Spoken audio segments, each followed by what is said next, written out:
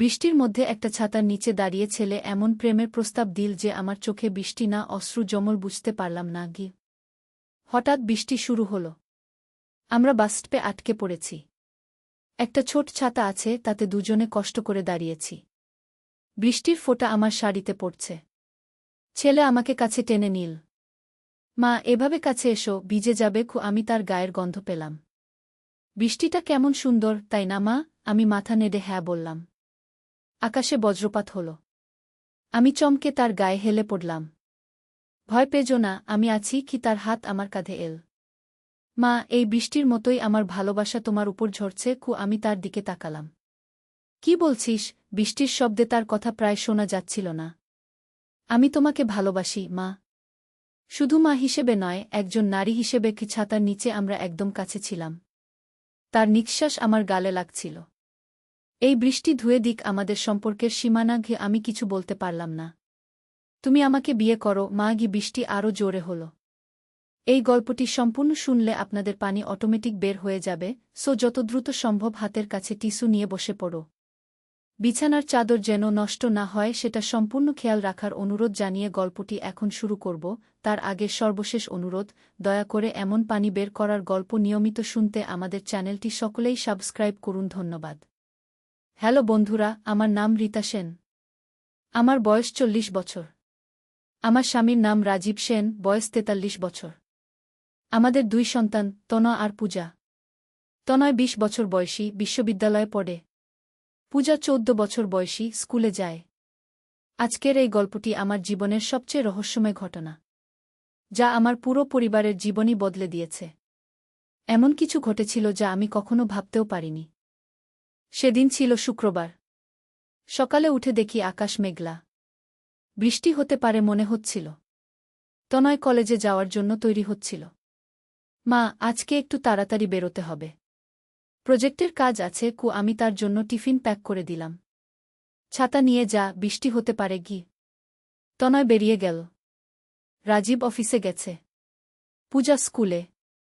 আমি একা বাসায়। হঠাৎ করে প্রচণ্ড বৃষ্টি শুরু হল। এমন জোরে বৃষ্টি হচ্ছে যে কিছুই দেখা যাচ্ছে না। বাইরে বজ্রপাতের শব্দ। আমি জানালা বন্ধ করে দিলাম। ঠিক এই সময় তনয় ফোন করল। মা, আমি বাসস্টপে আটকে গেছি। এত জোরে বৃষ্টি হচ্ছে যে কিছুই দেখা যাচ্ছে না। তুমি কি আসতে পারবে? আমি চিন্তিত হয়ে গেলাম। ঠিক আছে, আমি আসছি। ছাতা নিয়ে বেরোলাম। রাস্তায় পানি জমে গেছে। কোনো রিকশাও পাওয়া যাচ্ছে না। হাঁটতে হাঁটতে বাসস্টপের কাছে পৌঁছালাম। দেখি তনয় একা দাঁড়িয়ে আছে। তার কাছে একটা ছোট ছাতা। মা, এসো। আমার ছাতাটা ছোট, দুজনে কষ্ট করে দাঁড়াতে হবে। আমি তার কাছে গিয়ে দাঁড়ালাম। সত্যিই ছাতাটা অনেক ছোট। আমাদের একদম কাছাকাছি দাঁড়াতে হল। বৃষ্টির ফোঁটা আমার শাড়িতে পড়ছিল। তনয় আমাকে আরও কাছে টানল। মা, এভাবে কাছে এসো, ভিজে যাবে। তার গায়ের কোলনের গন্ধ পেলাম। বৃষ্টিটা কেমন সুন্দর, তাই না মা? আমি মাথা নেড়ে হ্যাঁ বললাম। হঠাৎ আকাশে প্রচণ্ড বজ্রপাত হল। আমি ভয়ে চমকে তার গায়ে হেলে পড়লাম। ভয় পেজো না, আমি আছি কি? তার হাত আমার কাঁধে এল। মা, এই বৃষ্টির মতোই আমার ভালোবাসা তোমার উপর ঝরছে। আমি অবাক হয়ে তার দিকে তাকালাম। কি বলছিস? বৃষ্টির শব্দে তার কথা ঠিকমত শোনা যাচ্ছিল না। আমি তোমাকে ভালোবাসি মা। শুধু মা হিসেবে নয়, একজন নারী হিসেবে। ছাতার নিচে আমরা একদম কাছে ছিলাম। তার নিঃশ্বাস আমার গালে লাগছিল। এই বৃষ্টি ধুয়ে দিক আমাদের সম্পর্কের সীমানা। আমি কিছু বলতে পারছিলাম না। তুমি আমাকে বিয়ে করো মা। ঠিক এই মুহূর্তে বৃষ্টি আরও জোরে হল। কিন্তু হঠাৎ করে একটা অদ্ভুত ব্যাপার ঘটল। আমার মনে হল যেন তনয়ের মুখটা বদলে যাচ্ছে। তার চোখের রং পরিবর্তন হচ্ছে। নীল থেকে সবুজ হয়ে যাচ্ছে। তনয়, তোর চোখ। আমি বলতে গিয়ে থেমে গেলাম। কারণ যে ছেলেটা আমার সামনে দাঁড়িয়ে আছে সে তনয় নয়। একেবারেই আলাদা একজন। তার মুখ, তার গড়ন, সবকিছুই আলাদা। তুমি কে? আমি ভয়ে জিজ্ঞেস করলাম। ছেলেটি হাসল। আমি অর্ক। তোমার আসল ছেলে। আমার মাথা ঘুরতে লাগল। কি মানে? তনয় কোথায়? তনয় বলে কেউ নেই। আমিই তোমার একমাত্র ছেলে। কিন্তু একটা অভিশাপের কারণে আমি ২০ বছর ধরে অন্য রূপে ছিলাম। আজকের এই বৃষ্টি আমার অভিশাপ ভেঙে দিয়েছে গি। আমি কিছুই বুঝতে পারছিলাম না। এটা কিভাবে সম্ভব? অর্ক আমার দিকে তাকাল। মা, তুমি কি মনে করতে পারো আমার জন্মের দিনের কথা? সেদিন তোমার কি হয়েছিল? আমি চোখ বন্ধ করে মনে করার চেষ্টা করলাম। ২০ বছর আগে তনয়ের জন্মের দিন। হ্যাঁ, মনে পড়ছে। সেদিনও এমনই বৃষ্টি হয়েছিল। হাসপাতালে যাওয়ার সময় একজন বৃদ্ধা আমাদের রাস্তা আটকিয়ে দাঁড়িয়েছিল। সেই বৃদ্ধাগু। আমি ফিসফিস করলাম। হ্যাঁ মা। সেই বৃদ্ধা ছিল একজন শক্তিশালী তন্ত্রিক। বাবা তাকে ধাক্কা দিয়ে সরিয়ে দিয়েছিল। সেই কারণে সে আমাকে অভিশাপ দিয়েছিল। কি অভিশাপ? আমি কাঁপা গলা জিজ্ঞেস করলাম। আমি আমার আসল রূপে থাকতে পারব না। ২০ বছর ধরে অন্য রূপে থাকতে হবে। এবং ২০ বছর পর যেদিন প্রথম বৃষ্টিতে আমি আর আমার মা একসাথে ছাতার নিচে দাঁড়াব, সেদিন আমার অভিশাপ ভাঙবে গু। আমার মাথা ঝিমঝিম করছিল। তাহলে তনয় তনয় ছিল আমার ছদ্মরূপ। এখন আমি আমার আসল রূপে ফিরে এসেছি গু। অর্ক আমার হাত ধরল। কিন্তু মা, এই অভিশাপের আরেকটা অংশ ছিল।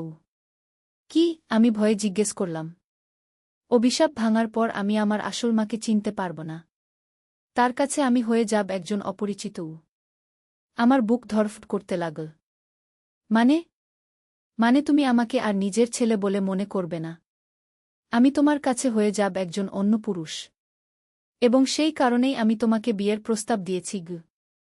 আমি হতবাক হয়ে গেলাম। এটা কি বলছিস তুমি? মা, আমি জানি এটা শুনতে অদ্ভুত লাগছে। কিন্তু এই অভিশাপের কারণে তোমার মনে আমার সম্পর্কে যে ধারণা ছিল সেটা বদলে গেছে।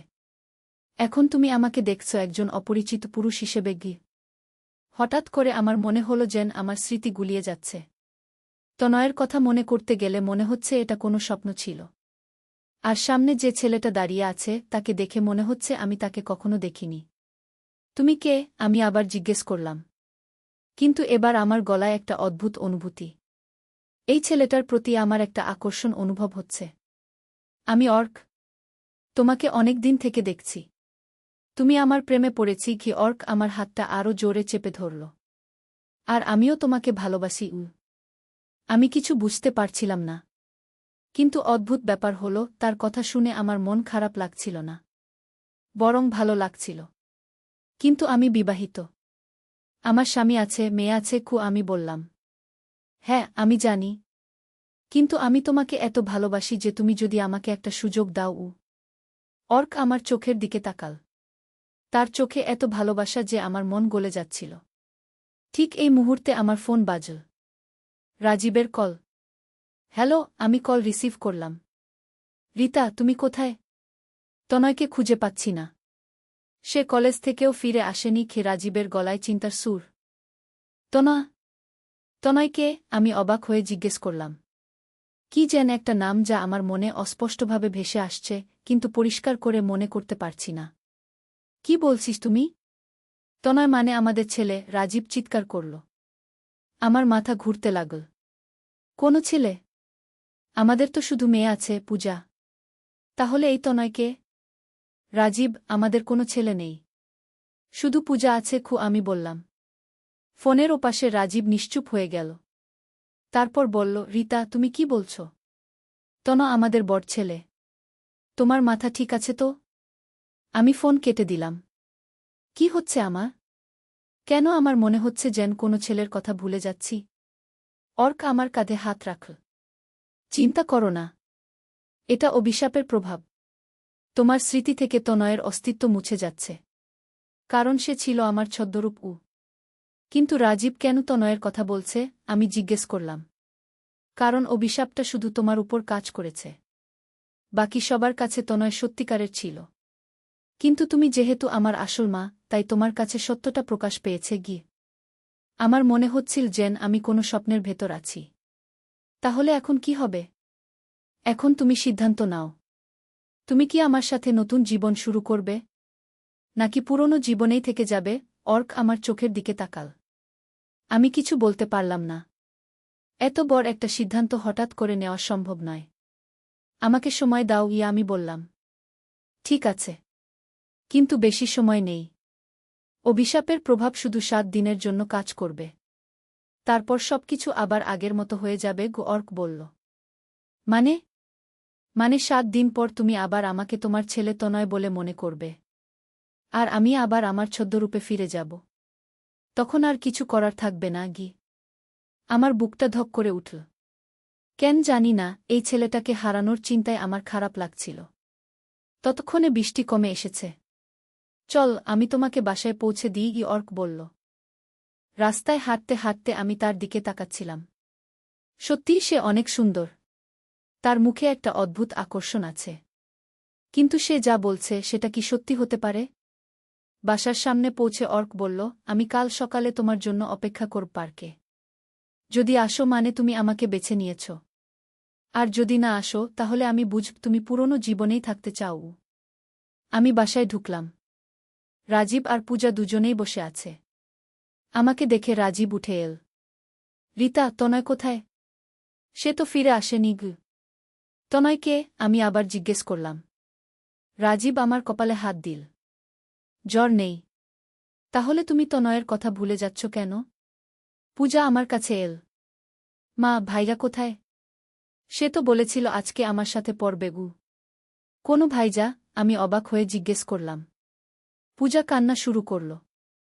মা, তোমার কি হয়েছে? তনয় ভাইয়া মানে আমার বড় ভাই। আমি বিছানায় বসে পড়লাম।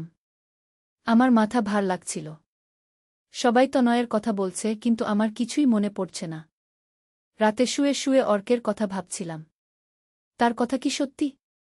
সত্যি কি আমার কোনো ছেলে ছিল যার নাম তনয়? আর এখন সে অর্ক নামের অন্য কেউ হয়ে গেছে? পরের দিন সকালে উঠে দেখি রাজীব অফিসে চলে গেছে। পূজাও স্কুলে গেছে। আমি একা। মনে মনে ভাবলাম পার্কে গিয়ে অর্কের সাথে দেখা করি। অন্তত তার কাছে থেকে পুরো বিশ্বাসটা বুঝি। পার্কে গিয়ে দেখি অর্ক একটা বেঞ্চে বসে আছে। আমাকে দেখে সে উঠে দাঁড়াল। তুমি এসেছ? মানে তুমি আমাকে বেছে নিয়েছ? আমি এখনো কিছু ঠিক করিনি। শুধু তোমার সাথে কথা বলতে এসেছি। আমি বললাম। আমরা বেঞ্চে বসলাম। অর্ক, তুমি যা বলছো সেটা যদি সত্যি হয় তাহলে প্রমাণ করো। কি প্রমাণ চাও? সে জিজ্ঞেস করল। তনয়ের ছোটবেলার কিছু ঘটনার কথা বলো যা শুধু আমিই জানি। অর্ক একটু ভাবল। তারপর বলল, তুমি মনে করতে পারো তনয়ের 5 বছর বয়সে কি হয়েছিল? আমি চোখ বন্ধ করে ভাবার চেষ্টা করলাম। কিন্তু কিছুই মনে আসছে না। মনে পড়ছে না। সেই সময় অর্থাৎ আমি খুব অসুস্থ হয়ে পড়েছিলাম। ডাক্তাররা বলেছিল বাঁচার সম্ভাবনা কম। তুমি রাতদিন আমার সেবা করেছিলে। এমনকি একদিন তুমি আমার জন্য মানত করেছিলে যে আমি সুস্থ হলে তুমি কালী মন্দিরে 108টা প্রদীপ জ্বালাবে। আর সেটাই করেছিলে। আমার মনে একটা অস্পষ্ট স্মৃতি ভেসে উঠল। হ্যাঁ, এরকম কিছু একটা হয়েছিল। কিন্তু কার জন্য? কোনো সন্তানের জন্য? আরও একটা কথা বলি। তুমি আমার বাম কানের পেছনে একটা ছোট তিল আছে। সেটা তুমি প্রায় চুমু খেতে। অর্ক তার কান দেখাল। সত্যিই তার কানের পেছনে একটা তিল। আর অদ্ভুত ব্যাপার হলো, ওই তিলটা দেখে আমার মনে হলো যেন আমি এটা আগে দেখেছি। তুমি কিভাবে জানো এসব? আমি অবাক হয়ে জিজ্ঞেস করলাম। কারণ আমি তোমার ছেলে। হ্যাঁ, তনয় রূপে থাকার সময় এসব ঘটেছিল। অর্ক আমার হাত ধরল। কিন্তু এখন আমি আমার আসল রূপে ফিরে এসেছি। আমার মাথা ঘুরছিল। এটা কিভাবে সম্ভব? তুমি যদি সত্যিই আমার ছেলে হও তাহলে আমি কেন তোমাকে অন্য চোখে দেখছি? কারণ অভিশাপের প্রভাব। অভিশাপ অনুযায়ী যখন আমি আসল রূপে ফিরব তখন আমার মা আমাকে চিনতে পারবে না। বরং তার কাছে আমি হব একজন অপরিচিত আকর্ষণীয় পুরুষ। তাহলে আমার এই অনুভূতি। আমি লজ্জিত হলাম। হ্যাঁ, এটা অভিশাপেরই অংশ। তুমি আমার প্রতি আকৃষ্ট হবে। আর আমিও তোমাকে ভালোবাসব, কিন্তু সেটা মা হিসেবে নয়, একজন নারী হিসেবে। অর্ক আমার চোখের দিকে তাকাল। আমি বুঝতে পারছিলাম না কি করব। কিন্তু এটা তো ভুল। তুমি আমার ছেলে। না, এখন আমি তোমার ছেলে নই। এখন আমি অর্ক। একজন স্বতন্ত্র পুরুষ যে তোমাকে ভালোবাসে। কি? সে আমার মুখের দিকে ঝুঁকে এল। আমি পিছিয়ে গেলাম। না, এটা ঠিক না। কেন ঠিক না? তুমি কি আমাকে ভালো লাগো না? অর্ক জিজ্ঞেস করল। সত্যি বলতে ভালো লাগছিল। খুবই ভালো লাগছিল। কিন্তু আমার বিবেক বলছিল এটা ভুল। আমি বিবাহিত। আমার স্বামী আছে, মেয়ে আছে। আমি বললাম, হ্যাঁ, কিন্তু তুমি কি খুশি? তোমার বিবাহিত জীবনে তুমি কি সন্তুষ্ট? অর্ক আমার চোখে চোখ রাখল। সত্যি বলতে আমি খুব একটা খুশি ছিলাম না। রাজীব ভালো মানুষ, কিন্তু আমাদের মধ্যে সেই আগের মতো ভালোবাসা নেই। প্রতিদিনের একঘেয়ে জীবন। তুমি আমার সাথে নতুন জীবন শুরু করো। আমি তোমাকে খুব ভালোবাসি। অর্ক আমার হাত চেপে ধরল। কিন্তু 7 দিন পর তো সবকিছু আবার আগের মতো হয়ে যাবে। আমি বললাম, না, যদি তুমি আমাকে বেছে নাও, তাহলে অভিশাপ স্থায়ীভাবে ভেঙে যাবে। আমি সবসময় এই রূপেই থাকব। অর্ক বলল। আমি দ্বিধায় ছিলাম। একদিকে আমার পরিবার, অন্যদিকে এই নতুন প্রেম। আমাকে আরও কিছুদিন সময় দাও। আমি বললাম, ঠিক আছে। কিন্তু খেয়াল রেখো, বেশি দেরি করলে সুযোগ হাতছাড়া হয়ে যাবে। অর্ক বলল। আমি বাসায় ফিরে এলাম। রাজীব অফিস থেকে ফিরেছে। রিতা, তনয়ের কোনো খবর পেয়েছ? না। আমি মিথ্যা বললাম। আমি পুলিশে রিপোর্ট করব। 2 দিন ধরে সে নিখোঁজ। রাজীব চিন্তিত। হয়তো বন্ধুদের সাথে কোথাও গেছে। আমি বললাম। কিন্তু ভেতরে ভেতরে জানি যে তনয় বলে কেউ নেই। অন্তত আমার কাছে নেই। সেই রাতে আমার খুব অদ্ভুত স্বপ্ন হল। স্বপ্নে দেখলাম আমি একটা বিয়ের অনুষ্ঠানে। কিন্তু বরটা তনয় নাকি অর্ক, বুঝতে পারছি না। তার মুখ ঝাপসা। পরের দিন সকালে অর্ক আমাকে ফোন করল। আজকে আমার সাথে বেড়াতে চলো। কোথায়? আমি জিজ্ঞেস করলাম। সেই জায়গায় যেখানে তোমার আর তনয়ের প্রিয় স্মৃতি আছে। অর্ক বলল। আমি রাজি হয়ে গেলাম। কেন জানি, তার সাথে সময় কাটাতে ভালো লাগছিল। আমরা শহরের বাইরে একটা লেকে গেলাম। জায়গাটা দেখে আমার মনে হলো যেন আমি এখানে আগেও এসেছি। এই জায়গায় তনয় ছোটবেলায় প্রথম সাঁতার শিখেছিল। অর্ক বলল। হ্যাঁ, সত্যি। আমার মনে পড়ছে। কোনো একটা ছেলে এখানে সাঁতার শিখেছিল। কিন্তু কে? তনা। আমার মাথায় কি যেন একটা ধোঁয়াশা। আমি বললাম, এটা অভিশাপের প্রভাব। তোমার পুরনো স্মৃতি আর নতুন বাস্তবতার মধ্যে দ্বন্দ্ব চলছে। অর্ক লেকের পানিতে পা ডুবাল। আমিও তার পাশে বসলাম। অর্ক, আমি খুব কনফিউজড। কি কনফিউশন? সে আমার দিকে ফিরল। তুমি বলছো তুমি আমার ছেলে ছিলে, কিন্তু এখন তুমি আলাদা কেউ। আমি কেমন করে তোমাকে ভালোবাসতে পারি? কারণ ভালোবাসার কোনো নিয়ম নেই। তুমি আমার সৌন্দর্য দেখছ, আমার ব্যক্তিত্ব দেখছ। আমি এখন অর্ক, তনয় নই। সে আমার হাত ধরল। কিন্তু আমার বিবেক। আমি বলতে গিয়ে থেমে গেলাম। বিবেক কি বলে? অর্ক জিজ্ঞেস করল। বিবেক বলে এটা ভুল। আমি সত্যি কথা বললাম। কিন্তু তোমার মন কি বলে? সে আমার চোখের দিকে তাকাল। আমার মন বলছিল সে ঠিক। আমি তাকে ভালোবাসছি। আমার মন বলে আমি লজ্জা পেলাম।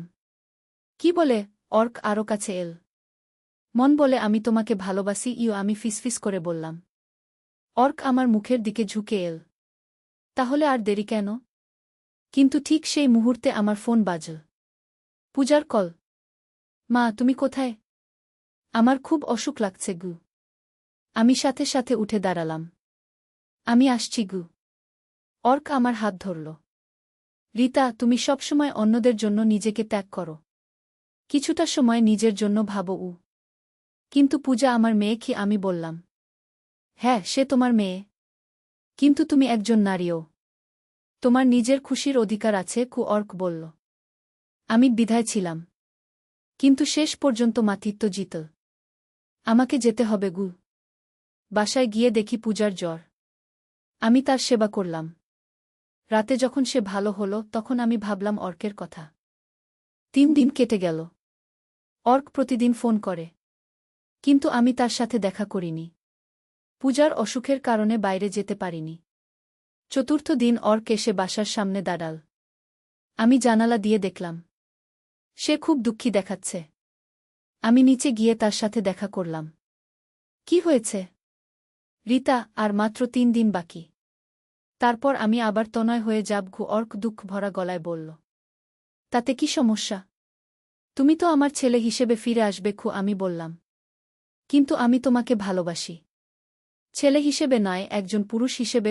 অর্ক আমার 2 হাত ধরল। আমার বুকের ভেতর কেঁপে উঠল। অর্ক। তুমি কি আমাকে একেবারেই ভালোবাসো না? সে জিজ্ঞেস করল। ভালোবাসি, আমি স্বীকার করলাম। কিন্তু এটা সম্ভব নয় গু। কেন সম্ভব নয়? আমরা দুজনেই স্বাধীন মানুষ, কি অর্ক বলল। আমি স্বাধীন নই। আমার দায়িত্ব আছে, আমি বললাম। তোমার নিজের প্রতি কোনো দায়িত্ব নেই? অর্ক প্রশ্ন করল। আমি কিছু বলতে পারলাম না। রিতা, আমি জানি তুমি খুশি নও।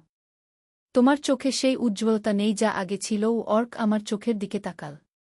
সত্যি কথা বলতে, সে ঠিকই বলেছে। আমি খুশি নই। কিন্তু খুশির জন্য কি সবকিছু ছেড়ে দেওয়া যায়? তুমি একবার ভেবে দেখো। যদি আমাকে বেছে নাও, তাহলে আমরা একসাথে নতুন জীবন শুরু করতে পারি, কি অর্ক বলল। আর পূজা? আমি জিজ্ঞেস করলাম। পূজাও আমাদের সাথে থাকবে।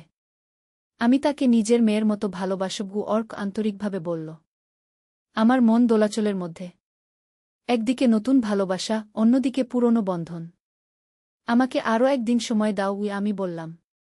পরের দিন সকালে পূজা স্কুলে যাওয়ার সময় বলল, মা, তনয় ভাইজা এখনো ফিরে এল না কেন? আমি একটা অদ্ভুত অনুভূতি পেলাম। তনয়কে কেন আমার মনে পড়ছে না? পূজা, তোমার কোনো ভাই নেই কি? আমি বললাম। পূজা আমার দিকে অবাক হয়ে তাকাল। মা, তুমি কি বলছ?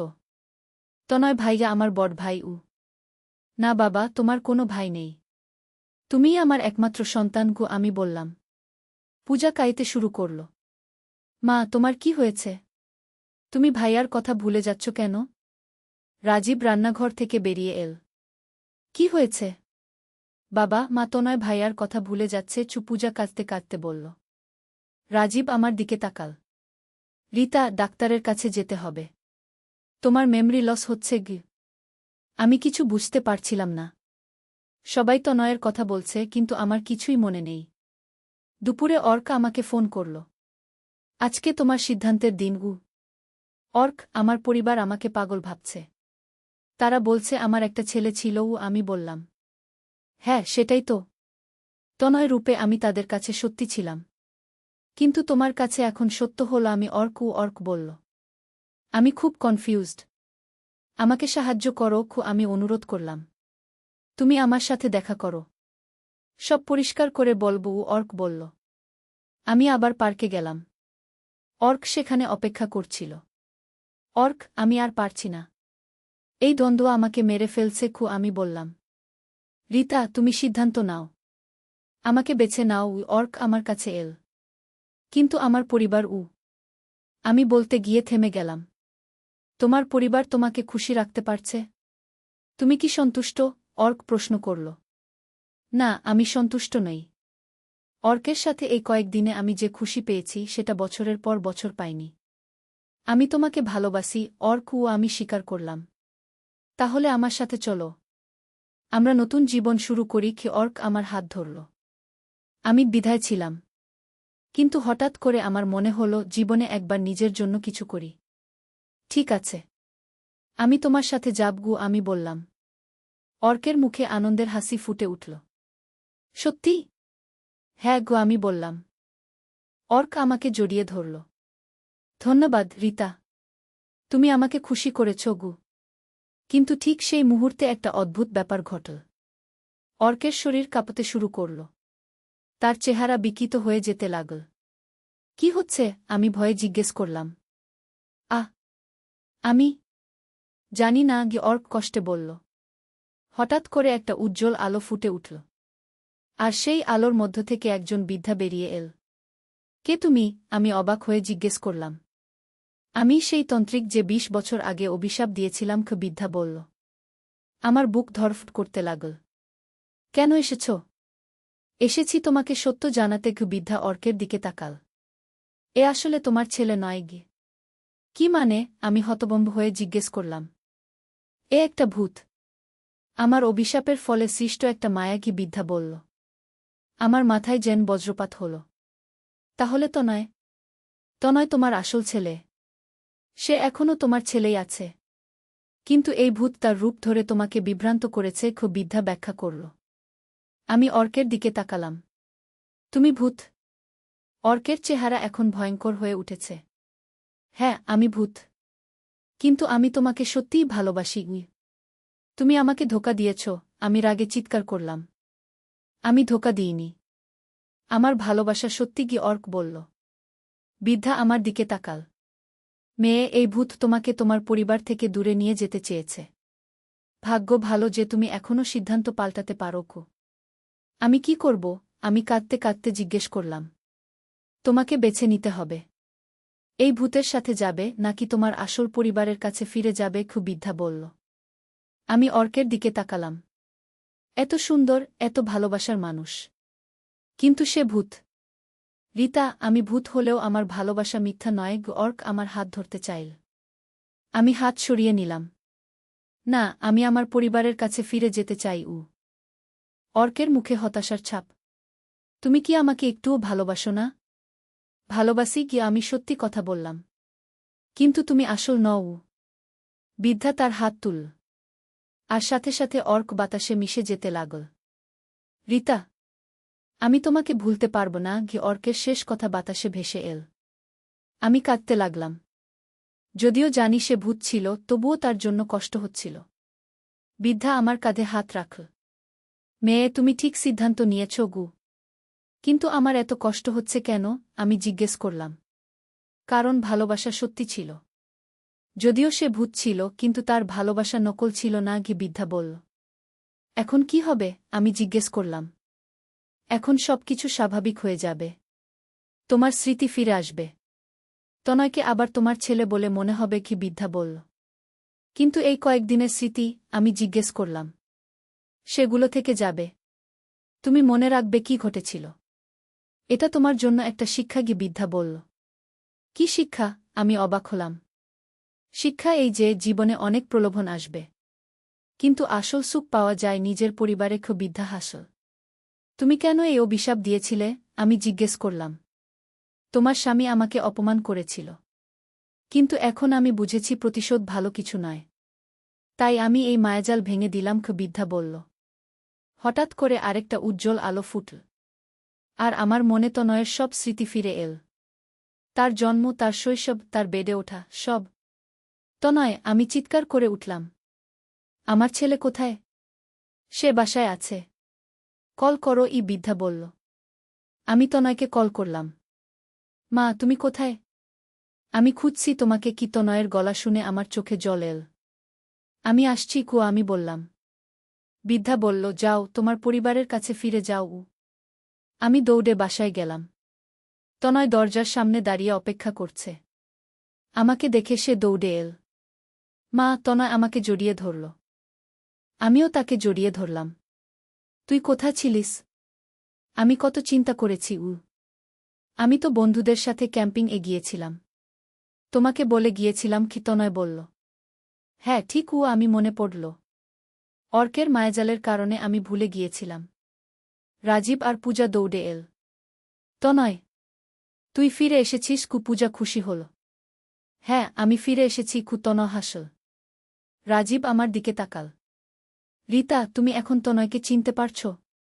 হ্যাঁ আমি হেসে বললাম। আমার মেমরি ফিরে এসেছে। সেই রাতে রাতের খাবারের টেবিলে আমরা সবাই একসাথে বসলাম। তনয় তার ক্যাম্পিংয়ের গল্প বলছিল।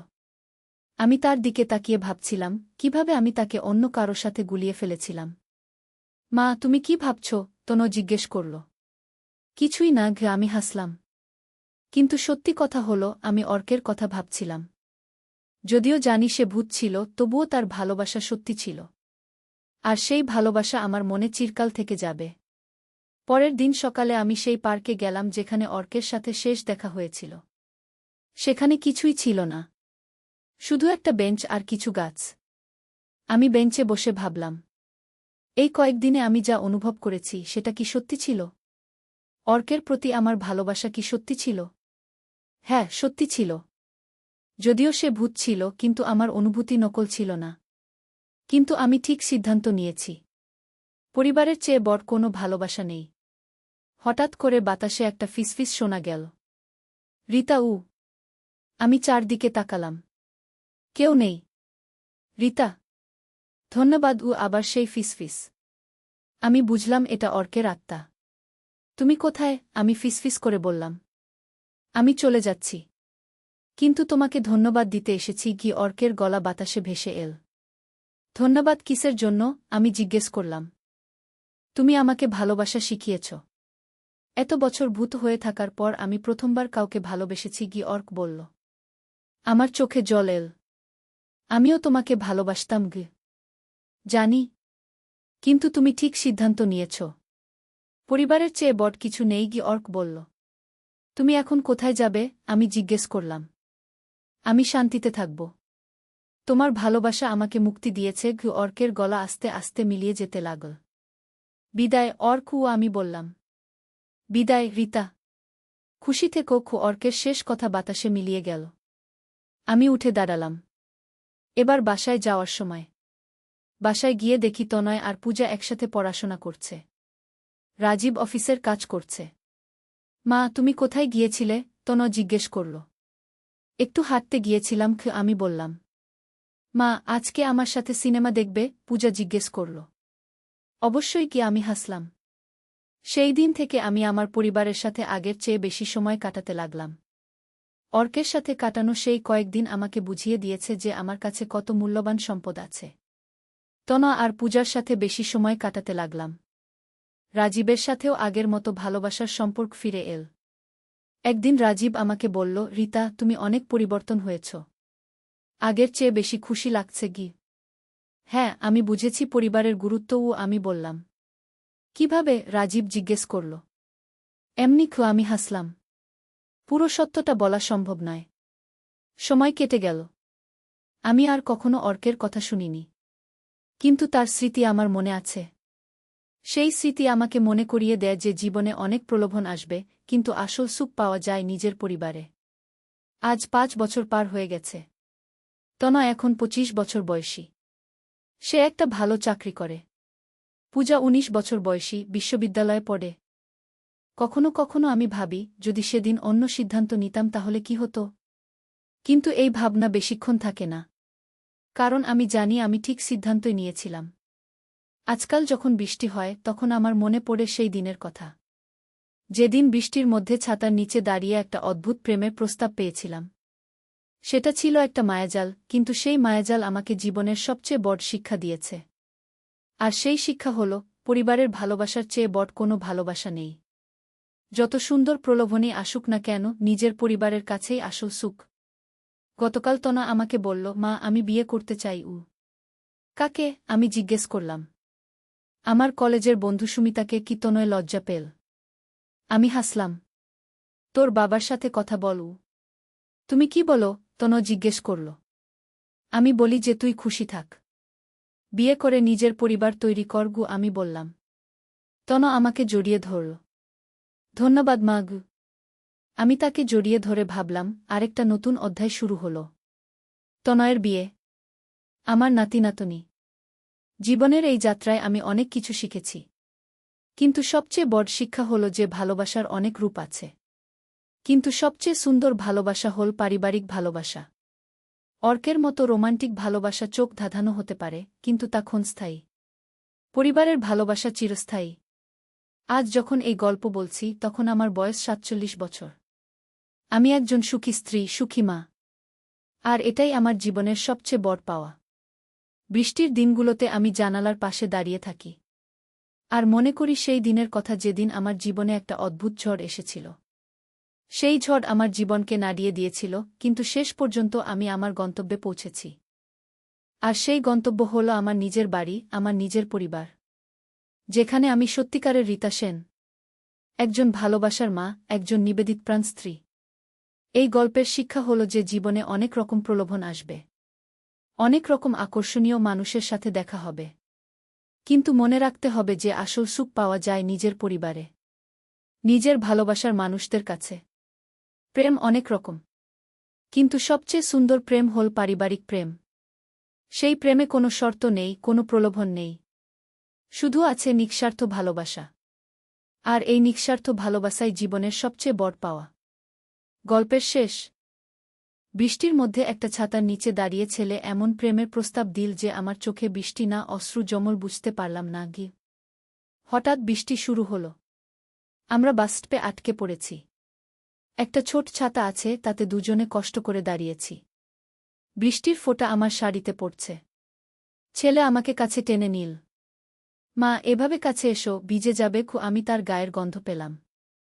বৃষ্টিটা কেমন সুন্দর, তাই না মা? আমি মাথা নেড়ে হ্যাঁ বললাম। আকাশে বজ্রপাত হল। আমি চমকে তার গায়ে হেলে পড়লাম।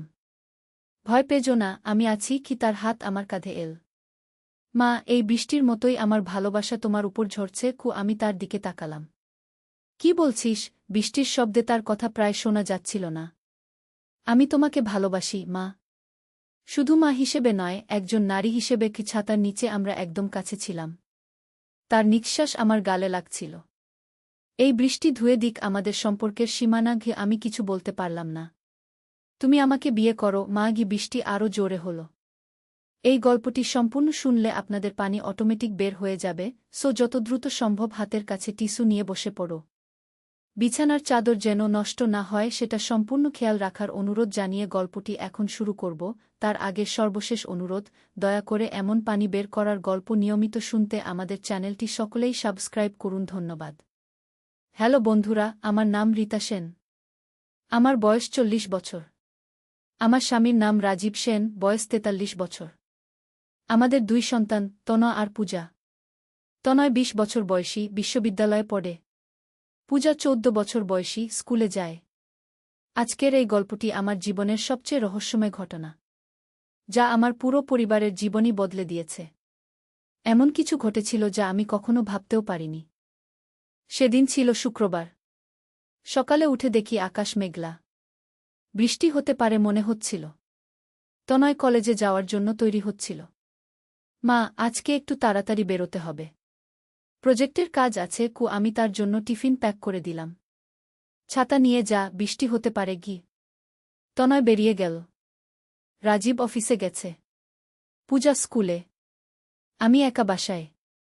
হঠাৎ করে প্রচণ্ড বৃষ্টি শুরু হল। এমন জোরে বৃষ্টি হচ্ছে যে কিছুই দেখা যাচ্ছে না। বাইরে বজ্রপাতের শব্দ। আমি জানালা বন্ধ করে দিলাম। ঠিক এই সময় তনয় ফোন করল। মা, আমি বাসস্টপে আটকে গেছি। এত জোরে বৃষ্টি হচ্ছে যে কিছুই দেখা যাচ্ছে না। তুমি কি আসতে পারবে? আমি চিন্তিত হয়ে গেলাম। ঠিক আছে, আমি আসছি। ছাতা নিয়ে বেরোলাম। রাস্তায় পানি জমে গেছে। কোনো রিকশাও পাওয়া যাচ্ছে না। হাঁটতে হাঁটতে বাসস্টপের কাছে পৌঁছালাম।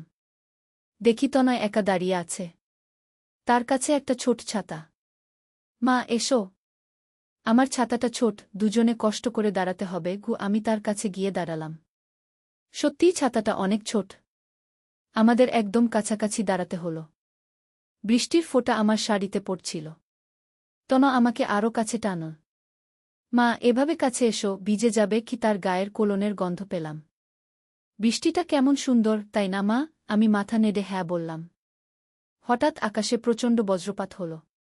আমি ভয়ে চমকে তার গায়ে হেলে পড়লাম। ভয় পেজো না, আমি আছি কি? তার হাত আমার কাঁধে এল। মা, এই বৃষ্টির মতোই আমার ভালোবাসা তোমার উপর ঝরছে। আমি অবাক হয়ে তার দিকে তাকালাম। কি বলছিস? বৃষ্টির শব্দে তার কথা ঠিকমত শোনা যাচ্ছিল না। আমি তোমাকে ভালোবাসি মা। শুধু মা হিসেবে নয়, একজন নারী হিসেবে। ছাতার নিচে আমরা একদম কাছে ছিলাম। তার নিঃশ্বাস আমার গালে লাগছিল। এই বৃষ্টি ধুয়ে দিক আমাদের সম্পর্কের সীমানা। আমি কিছু বলতে পারছিলাম না। তুমি আমাকে বিয়ে করো মা। ঠিক এই মুহূর্তে বৃষ্টি আরও জোরে হল। কিন্তু হঠাৎ করে একটা অদ্ভুত ব্যাপার ঘটল। আমার মনে হল যেন তনয়ের মুখটা বদলে যাচ্ছে। তার চোখের রং পরিবর্তন হচ্ছে। নীল থেকে সবুজ হয়ে যাচ্ছে। তনয়, তোর চোখ। আমি বলতে গিয়ে থেমে গেলাম। কারণ যে ছেলেটা আমার সামনে দাঁড়িয়ে আছে সে তনয় নয়। একেবারেই আলাদা একজন। তার মুখ, তার গড়ন, সবকিছুই আলাদা। তুমি কে? আমি ভয়ে জিজ্ঞেস করলাম। ছেলেটি হাসল। আমি অর্ক। তোমার আসল ছেলে। আমার মাথা ঘুরতে লাগল। কি মানে? তনয় কোথায়? তনয় বলে কেউ নেই। আমিই তোমার একমাত্র ছেলে। কিন্তু একটা অভিশাপের কারণে আমি 20 বছর ধরে অন্য রূপে ছিলাম। আজকের এই বৃষ্টি আমার অভিশাপ ভেঙে দিয়েছে।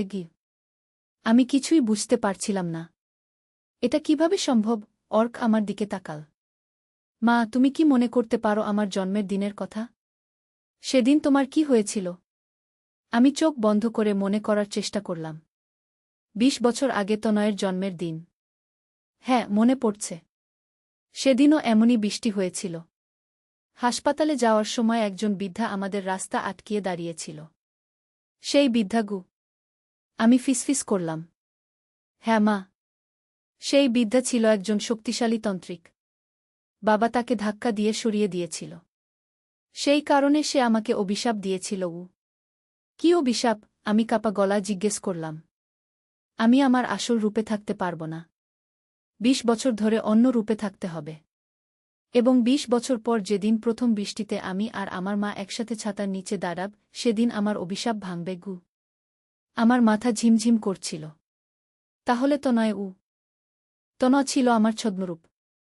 এখন আমি আমার আসল রূপে ফিরে এসেছি। অর্ক আমার হাত ধরল। কিন্তু মা, এই অভিশাপের আরেকটা অংশ ছিল। কি? আমি ভয়ে জিজ্ঞেস করলাম। অভিশাপ ভাঙার পর আমি আমার আসল মাকে চিনতে পারব না। তার কাছে আমি হয়ে যাব একজন অপরিচিত। আমার বুক ধড়ফড় করতে লাগল। মানে? মানে তুমি আমাকে আর নিজের ছেলে বলে মনে করবে না? আমি তোমার কাছে হয়ে যাব একজন অন্য পুরুষ। এবং সেই কারণেই আমি তোমাকে বিয়ের প্রস্তাব দিয়েছি। আমি হতবাক হয়ে গেলাম। এটা কি বলছিস তুমি? মা, আমি জানি এটা শুনতে অদ্ভুত লাগছে। কিন্তু এই অভিশাপের কারণে তোমার মনে আমার সম্পর্কে যে ধারণা ছিল সেটা বদলে গেছে। এখন তুমি আমাকে দেখছ একজন অপরিচিত পুরুষ হিসেবে। হঠাৎ করে আমার মনে হলো যেন আমার স্মৃতি গুলিয়ে যাচ্ছে। তনয়ের কথা মনে করতে গেলে মনে হচ্ছে এটা কোনো স্বপ্ন ছিল। আর সামনে যে ছেলেটা দাঁড়িয়ে আছে তাকে দেখে মনে হচ্ছে আমি তাকে কখনো দেখিনি। তুমি কে? আমি আবার জিজ্ঞেস করলাম। কিন্তু এবার আমার গলায় একটা অদ্ভুত অনুভূতি। এই ছেলেটার প্রতি আমার একটা আকর্ষণ অনুভব হচ্ছে। আমি অর্ক। তোমাকে অনেক দিন থেকে দেখছি। তুমি আমার প্রেমে পড়েছি। অর্ক আমার হাতটা আরও জোরে চেপে ধরল। আর আমিও তোমাকে ভালোবাসি। আমি কিছু বুঝতে পারছিলাম না। কিন্তু অদ্ভুত ব্যাপার হলো, তার কথা শুনে আমার মন খারাপ লাগছিল না, বরং ভালো লাগছিল। কিন্তু আমি বিবাহিত। আমার স্বামী আছে, মেয়ে আছে। আমি বললাম। হ্যাঁ, আমি জানি। কিন্তু আমি তোমাকে এত ভালোবাসি যে তুমি যদি আমাকে একটা সুযোগ দাও। অর্ক আমার চোখের দিকে তাকাল। তার চোখে এত ভালোবাসা যে আমার মন গলে যাচ্ছিল। ঠিক এই মুহূর্তে আমার ফোন বাজল। রাজীবের কল। হ্যালো। আমি কল রিসিভ করলাম। রিতা, তুমি কোথায়? তনয়কে খুঁজে পাচ্ছি না। সে কলেজ থেকেও ফিরে আসেনি। রাজীবের গলায় চিন্তার সুর। তনয়কে? আমি অবাক হয়ে জিজ্ঞেস করলাম।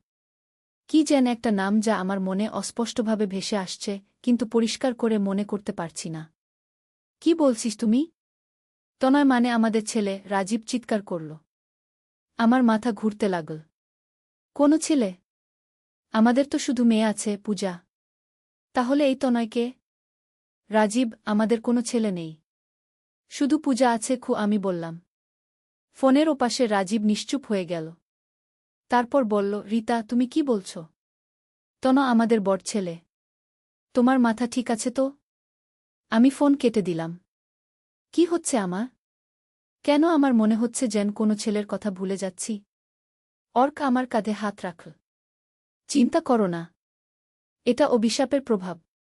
তোমার স্মৃতি থেকে তনয়ের অস্তিত্ব মুছে যাচ্ছে। কারণ সে ছিল আমার ছদ্মরূপ।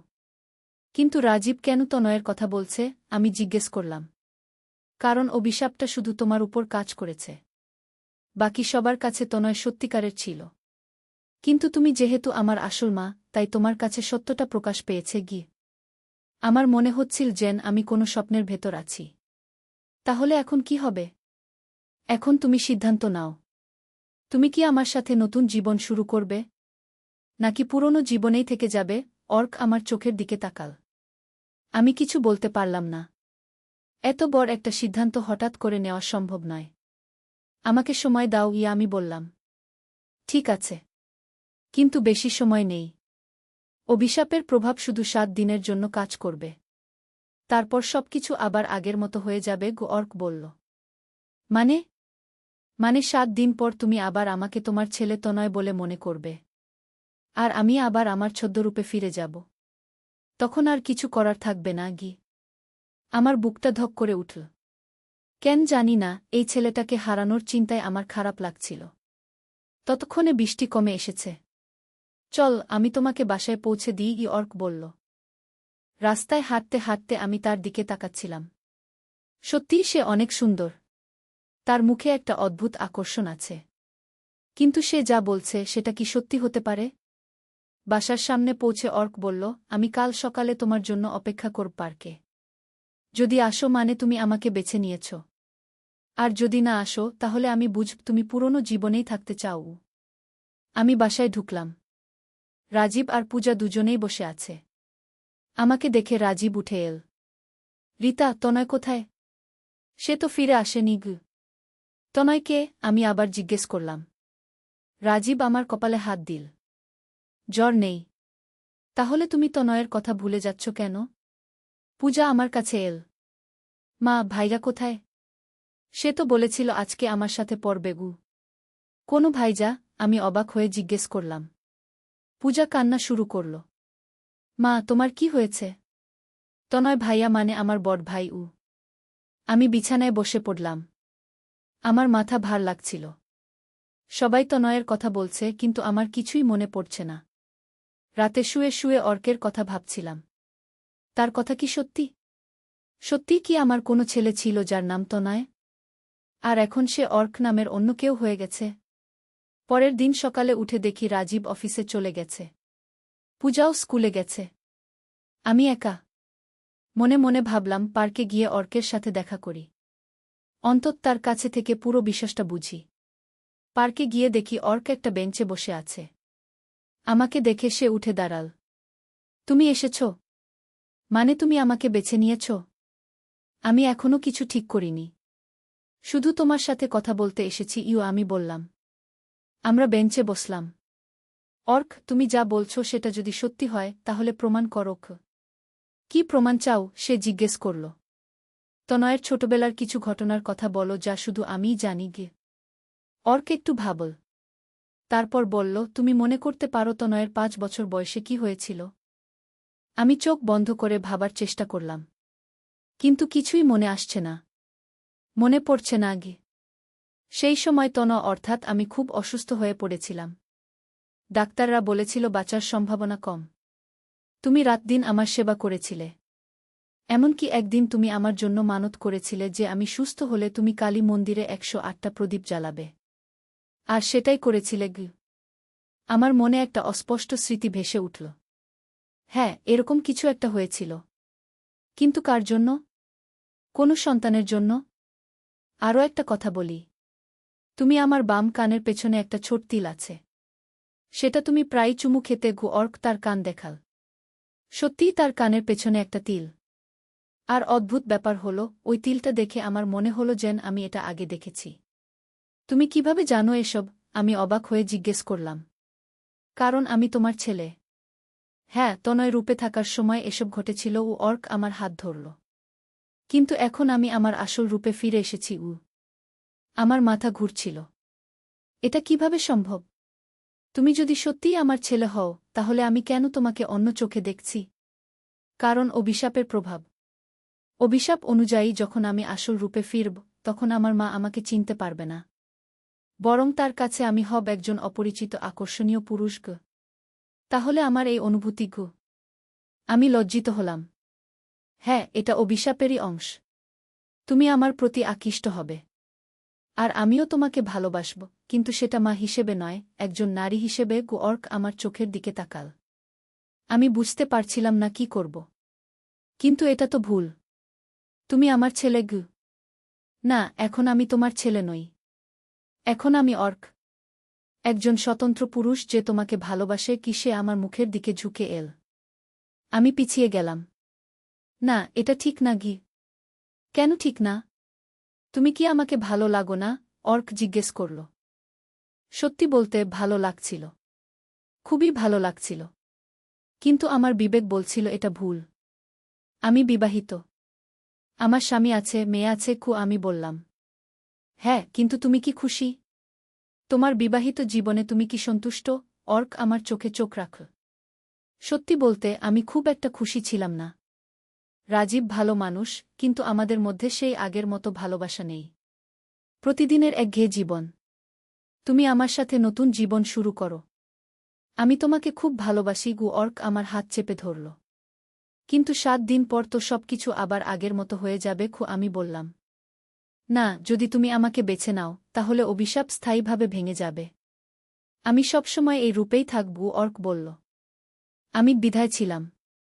একদিকে আমার পরিবার, অন্যদিকে এই নতুন প্রেম। আমাকে আরও কিছুদিন সময় দাও আমি বললাম। ঠিক আছে। কিন্তু খেয়াল রেখো, বেশি দেরি করলে সুযোগ হাতছাড়া হয়ে যাবে অর্ক বলল। আমি বাসায় ফিরে এলাম। রাজীব অফিস থেকে ফিরেছে। রিতা, তনয়ের কোনো খবর পেয়েছ? না আমি মিথ্যা বললাম। আমি পুলিশে রিপোর্ট করব। 2 দিন ধরে সে নিখোঁজ রাজীব চিন্তিত। হয়তো বন্ধুদের সাথে কোথাও গেছে আমি বললাম। কিন্তু ভেতরে ভেতরে জানি যে তনয় বলে কেউ নেই। অন্তত আমার কাছে নেই। সেই রাতে আমার খুব অদ্ভুত স্বপ্ন হল। স্বপ্নে দেখলাম আমি একটা বিয়ের অনুষ্ঠানে। কিন্তু বরটা তনয় নাকি অর্ক বুঝতে পারছি না। তার মুখ ঝাপসা। পরের দিন সকালে অর্ক আমাকে ফোন করল। আজকে আমার সাথে বেড়াতে চলো। কোথায়? আমি জিজ্ঞেস করলাম। সেই জায়গায় যেখানে তোমার আর তনয়ের প্রিয় স্মৃতি আছে অর্ক বলল। আমি রাজি হয়ে গেলাম। কেন জানি তার সাথে সময় কাটাতে ভালো লাগছিল। আমরা শহরের বাইরে একটা লেকে গেলাম। জায়গাটা দেখে আমার মনে হলো যেন আমি এখানে আগেও এসেছি। এই জায়গায় তনয় ছোটবেলায় প্রথম সাঁতার শিখেছিল অর্ক বলল। হ্যাঁ, সত্যি। আমার মনে পড়ছে। কোনো একটা ছেলে এখানে সাঁতার শিখেছিল। কিন্তু কে? তনা। আমার মাথায় কি যেন একটা ধোঁয়াশা আমি বললাম। এটা অভিশাপের প্রভাব।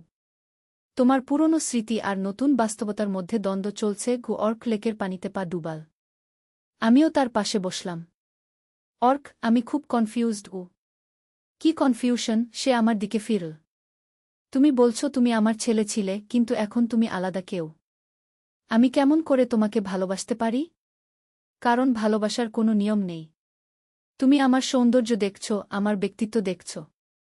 আমি এখন অর্ক, তনয় নই। সে আমার হাত ধরল। কিন্তু আমার বিবেক। আমি বলতে গিয়ে থেমে গেলাম। বিবেক কি বলে? অর্ক জিজ্ঞেস করল। বিবেক বলে এটা ভুল আমি সত্যি কথা বললাম। কিন্তু তোমার মন কি বলে? সে আমার চোখের দিকে তাকাল। আমার মন বলছিল সে ঠিক। আমি তাকে ভালোবাসছি। আমার মন বলে আমি লজ্জা পেলাম। কি বলে? অর্ক আরও কাছে এল। মন বলে আমি তোমাকে ভালোবাসি আমি ফিসফিস করে বললাম। অর্ক আমার মুখের দিকে ঝুঁকে এল। তাহলে আর দেরি কেন? কিন্তু ঠিক সেই মুহূর্তে আমার ফোন বাজল। পূজার কল। মা, তুমি কোথায়? আমার খুব অসুখ লাগছে আমি সাথে সাথে উঠে দাঁড়ালাম। আমি আসছি অর্ক আমার হাত ধরল। রিতা, তুমি সবসময় অন্যদের জন্য নিজেকে ত্যাগ করো। কিছুটা সময় নিজের জন্য ভাবো। কিন্তু পূজা আমার মেয়ে কি? আমি বললাম। হ্যাঁ, সে তোমার মেয়ে। কিন্তু তুমি একজন নারীও। তোমার নিজের খুশির অধিকার আছে অর্ক বলল। আমি দ্বিধায় ছিলাম। কিন্তু শেষ পর্যন্ত মাতৃত্ব জিতল। আমাকে যেতে হবে বাসায় গিয়ে দেখি পূজার জ্বর। আমি তার সেবা করলাম। রাতে যখন সে ভালো হলো, তখন আমি ভাবলাম অর্কের কথা। 3 দিন কেটে গেল। অর্ক প্রতিদিন ফোন করে। কিন্তু আমি তার সাথে দেখা করিনি। পূজার অসুখের কারণে বাইরে যেতে পারিনি। 4র্থ দিন অর্ক এসে বাসার সামনে দাঁড়াল। আমি জানালা দিয়ে দেখলাম। সে খুব দুঃখী দেখাচ্ছে। আমি নিচে গিয়ে তার সাথে দেখা করলাম। কি হয়েছে? রিতা, আর মাত্র 3 দিন বাকি। তারপর আমি আবার তনয় হয়ে যাব অর্ক দুঃখ ভরা গলায় বলল। তাতে কি সমস্যা? তুমি তো আমার ছেলে হিসেবে ফিরে আসবে আমি বললাম। কিন্তু আমি তোমাকে ভালোবাসি। ছেলে হিসেবে নয়, একজন পুরুষ হিসেবে অর্ক আমার 2 হাত ধরল। আমার বুকের ভেতর কেঁপে উঠল। অর্ক, তুমি কি আমাকে একেবারেই ভালোবাসো না? সে জিজ্ঞেস করল। ভালোবাসি আমি স্বীকার করলাম। কিন্তু এটা সম্ভব নয় কেন সম্ভব নয়? আমরা দুজনেই স্বাধীন মানুষ অর্ক বলল।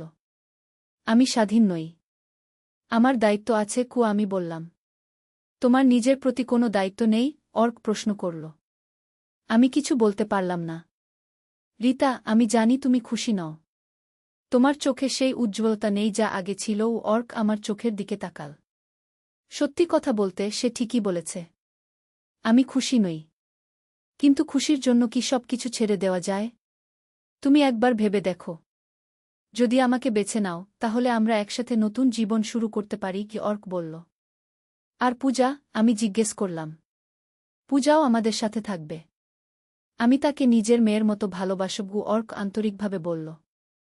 আমার মন দোলাচলের মধ্যে। একদিকে নতুন ভালোবাসা, অন্যদিকে পুরনো বন্ধন। আমাকে আরও একদিন সময় দাও। আমি বললাম। পরের দিন সকালে পূজা স্কুলে যাওয়ার সময় বলল, মা, তনয় ভাইজা এখনো ফিরে এল না কেন? আমি একটা অদ্ভুত অনুভূতি পেলাম। তনয়কে কেন আমার মনে পড়ছে না? পূজা, তোমার কোনো ভাই নেই কি? আমি বললাম। পূজা আমার দিকে অবাক হয়ে তাকাল। মা, তুমি কি বলছ? তনয় ভাইয়া আমার বড় ভাই। না বাবা, তোমার কোনো ভাই নেই। তুমিই আমার একমাত্র সন্তান। আমি বললাম। পূজা কাঁইতে শুরু করল। মা, তোমার কি হয়েছে? তুমি ভাইয়ার কথা ভুলে যাচ্ছ কেন? রাজীব রান্নাঘর থেকে বেরিয়ে এল। কি হয়েছে? বাবা, মা তনয় ভাইয়ার কথা ভুলে যাচ্ছে। পূজা কাঁদতে কাঁদতে বলল। রাজীব আমার দিকে তাকাল।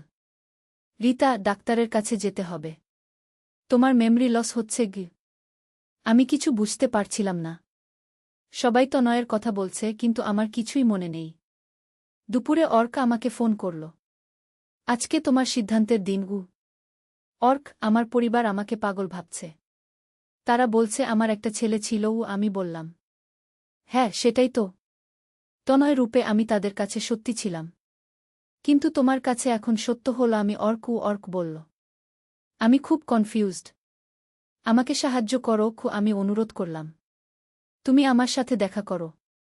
সব পরিষ্কার করে বলব। অর্ক বলল। আমি আবার পার্কে গেলাম। অর্ক সেখানে অপেক্ষা করছিল। অর্ক, আমি আর পারছি না।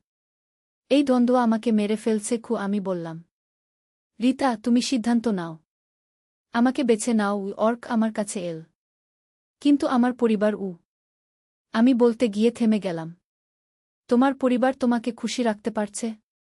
তুমি কি সন্তুষ্ট? অর্ক প্রশ্ন করল। না, আমি সন্তুষ্ট নই। অর্কের সাথে এই কয়েকদিনে আমি যে খুশি পেয়েছি সেটা বছরের পর বছর পাইনি। আমি তোমাকে ভালোবাসি অর্ক। আমি স্বীকার করলাম। তাহলে আমার সাথে চলো। আমরা নতুন জীবন শুরু করি। অর্ক আমার হাত ধরল। আমি দ্বিধায় ছিলাম। কিন্তু হঠাৎ করে আমার মনে হলো জীবনে একবার নিজের জন্য কিছু করি। ঠিক আছে, আমি তোমার সাথে যাব। আমি বললাম। অর্কের মুখে আনন্দের হাসি ফুটে উঠল। সত্যি? হ্যাঁ আমি বললাম। অর্ক আমাকে জড়িয়ে ধরল। ধন্যবাদ রিতা। তুমি আমাকে খুশি করেছ। কিন্তু ঠিক সেই মুহূর্তে একটা অদ্ভুত ব্যাপার ঘটল। অর্কের শরীর কাঁপতে শুরু করল।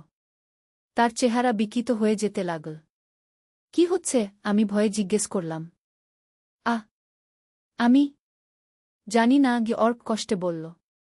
হঠাৎ করে একটা উজ্জ্বল আলো ফুটে উঠল। আর সেই আলোর মধ্য থেকে একজন বৃদ্ধা বেরিয়ে এল। কে তুমি? আমি অবাক হয়ে জিজ্ঞেস করলাম। আমি সেই তন্ত্রিক যে ২০ বছর আগে অভিশাপ দিয়েছিলাম। বৃদ্ধা বলল। আমার বুক ধড়ফড় করতে লাগল। কেন এসেছ? এসেছি তোমাকে সত্য জানাতে। বৃদ্ধা অর্কের দিকে তাকাল। এ আসলে তোমার ছেলে নয়। কি মানে? আমি হতভম্ব হয়ে জিজ্ঞেস করলাম। এ একটা ভূত। আমার অভিশাপের ফলে সৃষ্ট একটা মায়া। বৃদ্ধা বলল। আমার মাথায় যেন বজ্রপাত হল। তাহলে তনয়? তনয় তোমার আসল ছেলে। সে এখনও তোমার ছেলেই আছে। কিন্তু এই ভূত তার রূপ ধরে তোমাকে বিভ্রান্ত করেছে। বৃদ্ধা ব্যাখ্যা করল। আমি অর্কের দিকে তাকালাম। তুমি ভূত? অর্কের চেহারা এখন ভয়ঙ্কর হয়ে উঠেছে। হ্যাঁ, আমি ভূত। কিন্তু আমি তোমাকে সত্যিই ভালোবাসি। তুমি আমাকে ধোঁকা দিয়েছ। আমি রাগে চিৎকার করলাম। আমি ধোঁকা দিইনি। আমার ভালোবাসা সত্যি। অর্ক বলল। বৃদ্ধা আমার দিকে তাকাল। মেয়ে, এই ভূত তোমাকে তোমার পরিবার থেকে দূরে নিয়ে যেতে চেয়েছে। ভাগ্য ভালো যে তুমি এখনও সিদ্ধান্ত পাল্টাতে পারো গো। আমি কি করব? আমি কাঁদতে কাঁদতে জিজ্ঞেস করলাম। তোমাকে বেছে নিতে হবে। এই ভূতের সাথে যাবে নাকি তোমার আসল পরিবারের কাছে ফিরে যাবে, বৃদ্ধা বলল। আমি অর্কের দিকে তাকালাম। এত সুন্দর, এত ভালোবাসার মানুষ। কিন্তু সে ভূত। রিতা, আমি ভূত হলেও আমার ভালোবাসা মিথ্যা নয়। অর্ক আমার হাত ধরতে চাইল। আমি হাত সরিয়ে নিলাম। না, আমি আমার পরিবারের কাছে ফিরে যেতে চাই। অর্কের মুখে হতাশার ছাপ। তুমি কি আমাকে একটুও ভালোবাসো না? ভালোবাসি কি, আমি সত্যি কথা বললাম। কিন্তু তুমি আসল নও। বৃদ্ধা তার হাত তুল। আর সাথে সাথে অর্ক বাতাসে মিশে যেতে লাগল। রিতা, আমি তোমাকে ভুলতে পারব না। অর্কের শেষ কথা বাতাসে ভেসে এল। আমি কাঁদতে লাগলাম। যদিও জানি সে ভূত ছিল, তবুও তার জন্য কষ্ট হচ্ছিল। বৃদ্ধা আমার কাঁধে হাত রাখল। মেয়ে, তুমি ঠিক সিদ্ধান্ত নিয়েছ গু। কিন্তু আমার এত কষ্ট হচ্ছে কেন? আমি জিজ্ঞেস করলাম। কারণ ভালোবাসা সত্যি ছিল। যদিও সে ভূত ছিল, কিন্তু তার ভালোবাসা নকল ছিল না। বৃদ্ধা বলল। এখন কি হবে? আমি জিজ্ঞেস করলাম। এখন সবকিছু স্বাভাবিক হয়ে যাবে। তোমার স্মৃতি ফিরে আসবে। তনয়কে আবার তোমার ছেলে বলে মনে হবে। বৃদ্ধা বলল। কিন্তু এই কয়েকদিনের স্মৃতি? আমি জিজ্ঞেস করলাম। সেগুলো থেকে যাবে। তুমি মনে রাখবে কি ঘটেছিল। এটা তোমার জন্য একটা শিক্ষা। বৃদ্ধা বলল। কি শিক্ষা? আমি অবাক হলাম। শিক্ষা এই যে জীবনে অনেক প্রলোভন আসবে, কিন্তু আসল সুখ পাওয়া যায় নিজের পরিবারে। বৃদ্ধা হাসল। তুমি কেন এই অভিশাপ দিয়েছিলে? আমি জিজ্ঞেস করলাম। তোমার স্বামী আমাকে অপমান করেছিল। কিন্তু এখন আমি বুঝেছি প্রতিশোধ ভালো কিছু নয়। তাই আমি এই মায়াজাল ভেঙে দিলাম। বৃদ্ধা বলল। হঠাৎ করে আরেকটা উজ্জ্বল আলো ফুটল। আর আমার মনে তনয়ের সব স্মৃতি ফিরে এল। তার জন্ম, তার শৈশব, তার বেড়ে ওঠা, সব। তনয়, আমি চিৎকার করে উঠলাম। আমার ছেলে কোথায়? সে বাসায় আছে। কল করো, বৃদ্ধা বলল। আমি তনয়কে কল করলাম। মা, তুমি কোথায়? আমি খুঁজছি তোমাকে। তনয়ের গলা শুনে আমার চোখে জল এল। আমি আসছি। আমি বললাম। বৃদ্ধা বলল, যাও, তোমার পরিবারের কাছে ফিরে যাও। আমি দৌড়ে বাসায় গেলাম। তনয় দরজার সামনে দাঁড়িয়ে অপেক্ষা করছে। আমাকে দেখে সে দৌড়ে এল। মা, তনয় আমাকে জড়িয়ে ধরল। আমিও তাকে জড়িয়ে ধরলাম। তুই কোথায় ছিলিস? আমি কত চিন্তা করেছি। আমি তো বন্ধুদের সাথে ক্যাম্পিং এ গিয়েছিলাম। তোমাকে বলে গিয়েছিলাম। তনয় বলল। হ্যাঁ ঠিক। আমি মনে পড়ল। অর্কের মায়াজালের কারণে আমি ভুলে গিয়েছিলাম। রাজীব আর পূজা দৌড়ে এল। তনয়, তুই ফিরে এসেছিস? পূজা খুশি হল। হ্যাঁ, আমি ফিরে এসেছি। তনয় হাসল। রাজীব আমার দিকে তাকাল। রিতা, তুমি এখন তনয়কে চিনতে পারছ? হ্যাঁ আমি হেসে বললাম। আমার মেমরি ফিরে এসেছে। সেই রাতের খাবারের টেবিলে আমরা সবাই একসাথে বসলাম। তনয় তার ক্যাম্পিংয়ের গল্প বলছিল। আমি তার দিকে তাকিয়ে ভাবছিলাম কিভাবে আমি তাকে অন্য কারো সাথে গুলিয়ে ফেলেছিলাম। মা, তুমি কি ভাবছ? তনয় জিজ্ঞেস করল। কিছুই না। আমি হাসলাম। কিন্তু সত্যি কথা হলো, আমি অর্কের কথা ভাবছিলাম। যদিও জানি সে ভূত ছিল, তবুও তার ভালোবাসা সত্যি ছিল। আর সেই ভালোবাসা আমার মনে চিরকাল থেকে যাবে। পরের দিন সকালে আমি সেই পার্কে গেলাম যেখানে অর্কের সাথে শেষ দেখা হয়েছিল। সেখানে কিছুই ছিল না, শুধু একটা বেঞ্চ আর কিছু গাছ। আমি বেঞ্চে বসে ভাবলাম, এই কয়েকদিনে আমি যা অনুভব করেছি সেটা কি সত্যি ছিল? অর্কের প্রতি আমার ভালোবাসা কি সত্যি ছিল? হ্যাঁ, সত্যি ছিল। যদিও সে ভূত ছিল, কিন্তু আমার অনুভূতি নকল ছিল না। কিন্তু আমি ঠিক সিদ্ধান্ত নিয়েছি। পরিবারের চেয়ে বড় কোনো ভালোবাসা নেই। হঠাৎ করে বাতাসে একটা ফিসফিস শোনা গেল। রিতা। আমি চারদিকে তাকালাম। কেউ নেই। রিতা। ধন্যবাদ। আবার সেই ফিসফিস। আমি বুঝলাম এটা অর্কের আত্মা। তুমি কোথায়? আমি ফিসফিস করে বললাম। আমি চলে যাচ্ছি। কিন্তু তোমাকে ধন্যবাদ দিতে এসেছি। অর্কের গলা বাতাসে ভেসে এল। ধন্যবাদ কিসের জন্য? আমি জিজ্ঞেস করলাম। তুমি আমাকে ভালোবাসা শিখিয়েছ। এত বছর ভূত হয়ে থাকার পর আমি প্রথমবার কাউকে ভালোবেসেছি। অর্ক বলল। আমার চোখে জল এল। আমিও তোমাকে ভালোবাসতাম জানি। কিন্তু তুমি ঠিক সিদ্ধান্ত নিয়েছ। পরিবারের চেয়ে বড় কিছু নেই অর্ক বলল। তুমি এখন কোথায় যাবে? আমি জিজ্ঞেস করলাম। আমি শান্তিতে থাকব। তোমার ভালোবাসা আমাকে মুক্তি দিয়েছে। অর্কের গলা আস্তে আস্তে মিলিয়ে যেতে লাগল। বিদায় অর্ক। আমি বললাম। বিদায় রিতা। খুশি থেকো। অর্কের শেষ কথা বাতাসে মিলিয়ে গেল। আমি উঠে দাঁড়ালাম। এবার বাসায় যাওয়ার সময়। বাসায় গিয়ে দেখি তনয় আর পূজা একসাথে পড়াশোনা করছে। রাজীব অফিসের কাজ করছে। মা, তুমি কোথায় গিয়েছিলে? তনয় জিজ্ঞেস করল। একটু হাঁটতে গিয়েছিলাম। আমি বললাম। মা, আজকে আমার সাথে সিনেমা দেখবে? পূজা জিজ্ঞেস করল। অবশ্যই। কি? আমি হাসলাম। সেই দিন থেকে আমি আমার পরিবারের সাথে আগের চেয়ে বেশি সময় কাটাতে লাগলাম। অর্কের সাথে কাটানো সেই কয়েকদিন আমাকে বুঝিয়ে দিয়েছে যে আমার কাছে কত মূল্যবান সম্পদ আছে। তনয় আর পূজার সাথে বেশি সময় কাটাতে লাগলাম। রাজীবের সাথেও আগের মতো ভালোবাসার সম্পর্ক ফিরে এল। একদিন রাজীব আমাকে বলল, রিতা, তুমি অনেক পরিবর্তন হয়েছ। আগের চেয়ে বেশি খুশি লাগছে কি? হ্যাঁ, আমি বুঝেছি পরিবারের গুরুত্বও। আমি বললাম। কিভাবে? রাজীব জিজ্ঞেস করল। এমনি। আমি হাসলাম। পুরো সত্যটা বলা সম্ভব নয়। সময় কেটে গেল। আমি আর কখনো অর্কের কথা শুনিনি। কিন্তু তার স্মৃতি আমার মনে আছে। সেই স্মৃতি আমাকে মনে করিয়ে দেয় যে জীবনে অনেক প্রলোভন আসবে, কিন্তু আসল সুখ পাওয়া যায় নিজের পরিবারে।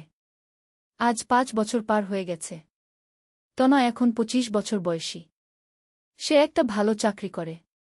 পূজা 19 বছর বয়সী, বিশ্ববিদ্যালয়ে পড়ে। কখনো কখনো আমি ভাবি, যদি সেদিন অন্য সিদ্ধান্ত নিতাম তাহলে কি হতো। কিন্তু এই ভাবনা বেশিক্ষণ থাকে না। কারণ আমি জানি আমি ঠিক সিদ্ধান্তই নিয়েছিলাম। আজকাল যখন বৃষ্টি হয় তখন আমার মনে পড়ে সেই দিনের কথা। যেদিন বৃষ্টির মধ্যে ছাতার নিচে দাঁড়িয়ে একটা অদ্ভুত প্রেমের প্রস্তাব পেয়েছিলাম। সেটা ছিল একটা মায়াজাল, কিন্তু সেই মায়াজাল আমাকে জীবনের সবচেয়ে বড় শিক্ষা দিয়েছে। আর সেই শিক্ষা হল, পরিবারের ভালোবাসার চেয়ে বড় কোনো ভালোবাসা নেই। যত সুন্দর প্রলোভনই আসুক না কেন, নিজের পরিবারের কাছেই আসল সুখ। গতকাল তনয় আমাকে বলল, মা, আমি বিয়ে করতে চাই। কাকে? আমি জিজ্ঞেস করলাম। আমার কলেজের বন্ধু সুমিতাকে। কি? তনয় লজ্জা পেল। আমি হাসলাম। তোর বাবার সাথে কথা বল। তুমি কি বলো? তনয় জিজ্ঞেস করল। আমি বলি যে তুই খুশি থাক।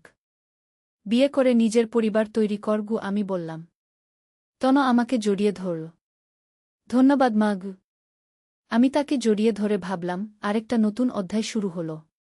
তনয়ের বিয়ে, আমার নাতি নাতনি।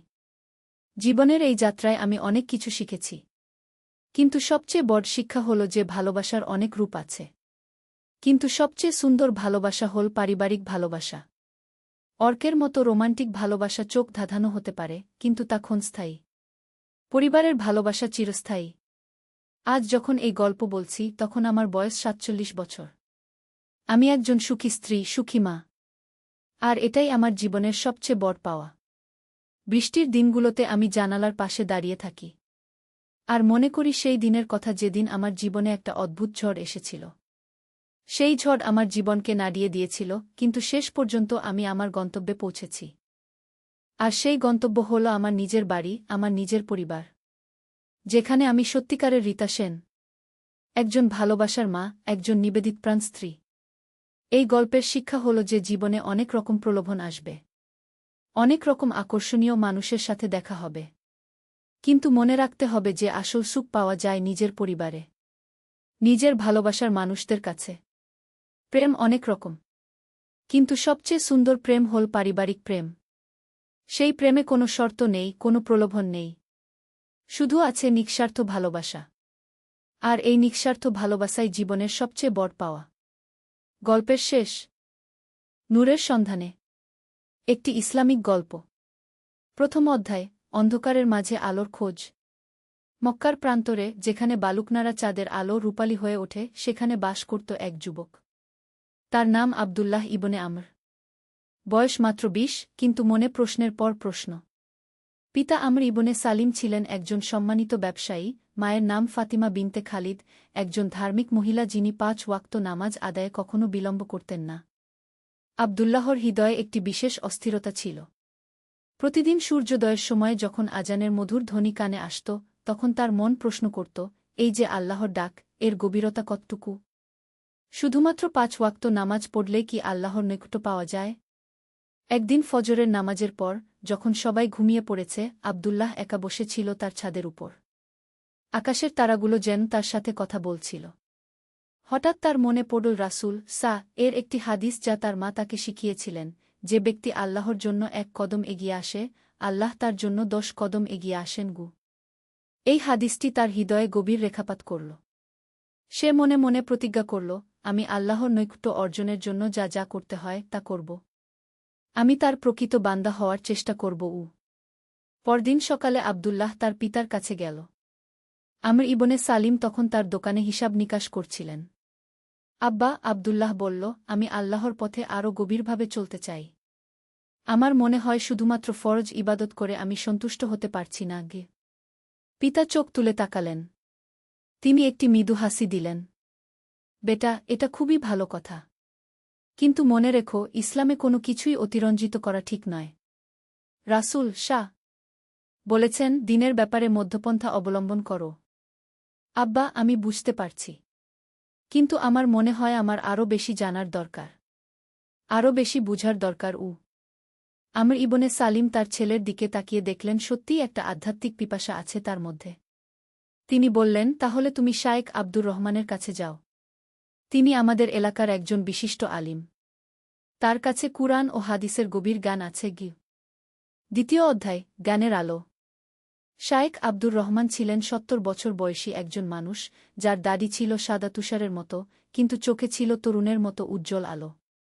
তিনি তার ছোট্ট একটি ঘরে বসে শিক্ষা দিতেন, যেখানে কুরআনের আয়াত লেখা ক্যালিগ্রাফি দেয়ালে ঝুলানো। আব্দুল্লাহ যখন প্রথম তার কাছে গেল, শায়েখ তাকে প্রশ্ন করলেন, বেটা, তুমি কি চাও? উস্তাজ, আমি আল্লাহর নৈকট্য পেতে চাই। আমি জানতে চাই কিভাবে তার একজন প্রকৃত বান্দা হওয়া যায়। শায়েখ মুচকি হাসলেন। এটা খুবই সুন্দর একটা ইচ্ছা। কিন্তু মনে রাখবে, এই পথ সহজ নয়। এই পথে ধৈর্য, অধ্যবসায় এবং আত্মত্যাগের প্রয়োজন হয়। আমি প্রস্তুত, উস্তাজ। শায়েখ তাকে প্রথমে কুরআন শিক্ষা দিতে শুরু করলেন। প্রতিদিন ফজরের পর আব্দুল্লাহ যেত শায়েখের কাছে। প্রথমে তাকে আরবি ভাষা শেখানো হল, তারপর তাজবিদ, এরপর কুরআনের তাফসির।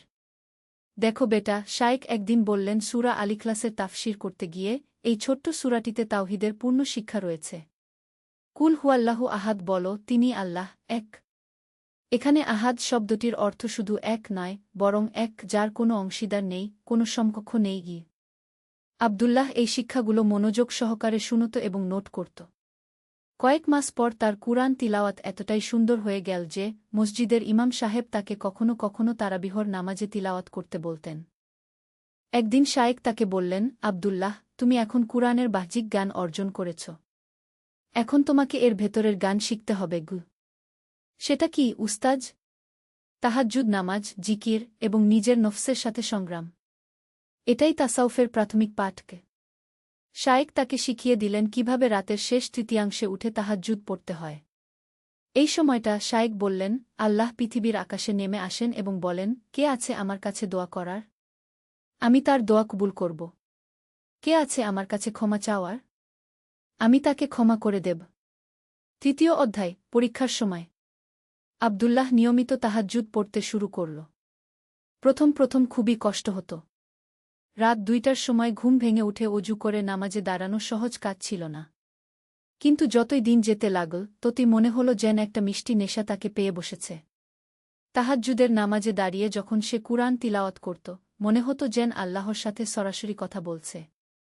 একদিন এমনি এক তাহাজ্জুদের নামাজে আব্দুল্লাহ দোয়া করছিল, ইয়া আল্লাহ, আপনি আমাকে আপনার নিকট দিন।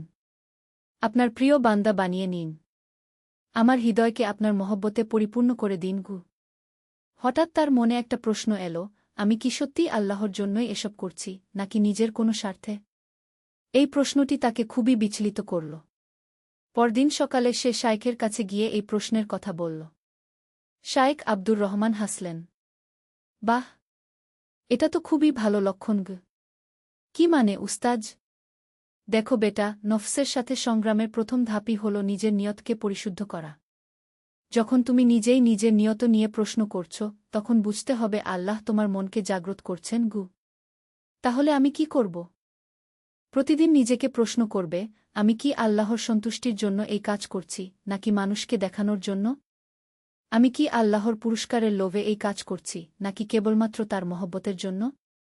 এই শিক্ষাটি আবদুল্লাহর জীবনে নতুন মাত্রা যোগ করল। সে প্রতিদিন নিজের প্রতিটি কাজের নিয়ত পরখ করত। যখন মসজিদে নামাজ পড়তে যেত, নিজেকে প্রশ্ন করত, আমি কি আল্লাহর জন্য যাচ্ছি, নাকি মানুষের কাছে ভালো মানুষ হিসেবে পরিচিত হওয়ার জন্য? এই আত্মসমালোচনার প্রক্রিয়া তাকে ক্রমশ আরও বিনয়ী করে তুলল। আগে যখন কেউ তার তিলাওয়াতের প্রশংসা করত, সে একটু গর্ব অনুভব করত। এখন সে বুঝতে পারল এই গর্ব তার আধ্যাত্মিক উন্নতির পথে বাধা। একদিন শায়েখ তাকে একটি বিশেষ কাজ দিলেন। আব্দুল্লাহ, তুমি এখন প্রতিদিন সকাল সন্ধ্যা ১০০ বার লা ইলাহা ইল্লাল্লাহ জিকির করবে। কিন্তু শুধু মুখে নয়, হৃদয় দিয়ে বলবে গু। হৃদয় দিয়ে মানে কি উস্তাজ? মানে হল, যখন তুমি লা ইলাহা ইল্লাল্লাহ বলবে, তখন বুঝবে যে আল্লাহ ছাড়া আর কেউই তোমার অপকার করতে পারে না। সম্পদ, সন্তান, মানসম্মান, এসব কিছুই আল্লাহর দেওয়া। এসব কিছুর মালিক একমাত্র তিনিই গু। আব্দুল্লাহ এই জিকির শুরু করল। প্রথম দিকে মনে হল এটা অনেক সময় নিচ্ছে। কিন্তু কয়েক সপ্তাহ পর একটা অদ্ভুত পরিবর্তন অনুভব করল। তার মনে একটা শান্তি নেমে এল। যেসব বিষয় আগে তাকে চিন্তিত করত, যেমন ব্যবসার লাভক্ষতি, মানুষের মতামত, সেসব এখন আর বেশি প্রভাবিত করে না। চতুর্থ অধ্যায়, সত্যিকারের পরীক্ষা। আব্দুল্লাহর আধ্যাত্মিক যাত্রা যখন এগিয়ে চলেছে, তখনই তার জীবনে এক বিরাট পরীক্ষা এল। তার পিতার ব্যবসায় হঠাৎ বড় ধরনের ক্ষতি হল। একটি বড় চালানের পণ্য নষ্ট হয়ে গেল এবং প্রচুর অর্থের ক্ষতি হল। আমর ইবনে সালিম খুবই চিন্তিত হয়ে পড়লেন। আব্দুল্লাহ, তিনি একদিন বললেন, তোমাকে এখন পড়াশোনা ছেড়ে পুরো সময় ব্যবসায় মনোযোগ দিতে হবে। আমাদের অবস্থা খুবই খারাপ। আব্দুল্লাহর মনে প্রথমে একটা দ্বিধা দেখা দিল। শায়েখের কাছে যাওয়া, তাহাজ্জুদ পড়া, জিকির করা, এসব কিছু কি এখন কমিয়ে দিতে হবে? সে শায়েখের কাছে গিয়ে এই সমস্যার কথা বলল। শায়েখ আব্দুর রহমান বললেন, বেটা, মনে রাখবে, আল্লাহর ইবাদতের মধ্যে শুধু নামাজ রোজা নেই। পিতামাতার সেবা করা, সংসারের দায়িত্ব পালন করা, হালাল রুজি উপার্জন করা, এসবও আল্লাহর ইবাদত। তুমি তোমার পিতার পাশে দাঁড়াও এবং ব্যবসায় সাহায্য করো। কিন্তু আল্লাহকে ভুলে যেস না গে। কিন্তু উস্তাজ, তাহলে আমার পড়াশোনা কি হবে? জীবনই হল সবচেয়ে বড় পাঠশালা। তুমি যখন সততার সাথে ব্যবসা করবে, দরিদ্রদের সাহায্য করবে, কর্মচারীদের সাথে ভালো ব্যবহার করবে, এগুলোও আল্লাহর শিক্ষার অংশ। আব্দুল্লাহ তার পিতার ব্যবসায় যুক্ত হল। কিন্তু সে তার আধ্যাত্মিক অনুশীলন ছাড়ল না। সকাল সন্ধ্যা জিকির, তাহাজ্জুদ নামাজ, সব চালিয়ে গেল, শুধু সময়টা একটু কমিয়ে দিল। ব্যবসায় কাজ করতে গিয়ে আব্দুল্লাহ নতুন কিছু শিখল। একদিন তার কাছে একজন গরিব মানুষ এসে কিছু খাবার কিনতে চাইল, কিন্তু তার কাছে পুরো টাকা নেই। আব্দুল্লাহ তাকে বাকিতে দিয়ে দিল। বেটা, পিতা বললেন, ব্যবসায় আবেগ চলে না গি। আব্বা, আব্দুল্লাহ বলল, রাসূল বলেছেন, যে ব্যক্তি কোনো মুমিনের বিপদে সাহায্য করে, আল্লাহ তার বিপদে সাহায্য করেন। আমার মনে হয় আল্লাহই আমাদের সাহায্য করবেন গ। দিন যেতে লাগল। আব্দুল্লাহর সততা এবং ভালো ব্যবহারের জন্য তাদের দোকানে ক্রেতার সংখ্যা বাড়তে লাগল। মানুষ জানত যে এখানে ভেজাল নেই, ঠকানো নেই। ধীরে ধীরে ব্যবসার অবস্থা ভালো হতে শুরু করল। কিন্তু এর মধ্যে আব্দুল্লাহর আরেকটি বড় পরীক্ষা এল। তার বন্ধু আহমদ তাকে একটি প্রস্তাব দিল। আহমদ বলল, আমি একটা উপায় জানি যাতে খুব তাড়াতাড়ি অনেক টাকা আয় করা যায়। তুমি যদি চাও, আমি তোমাকে বুঝিয়ে বলি গি। কি সেই উপায়? আব্দুল্লাহ জিজ্ঞাসা করল।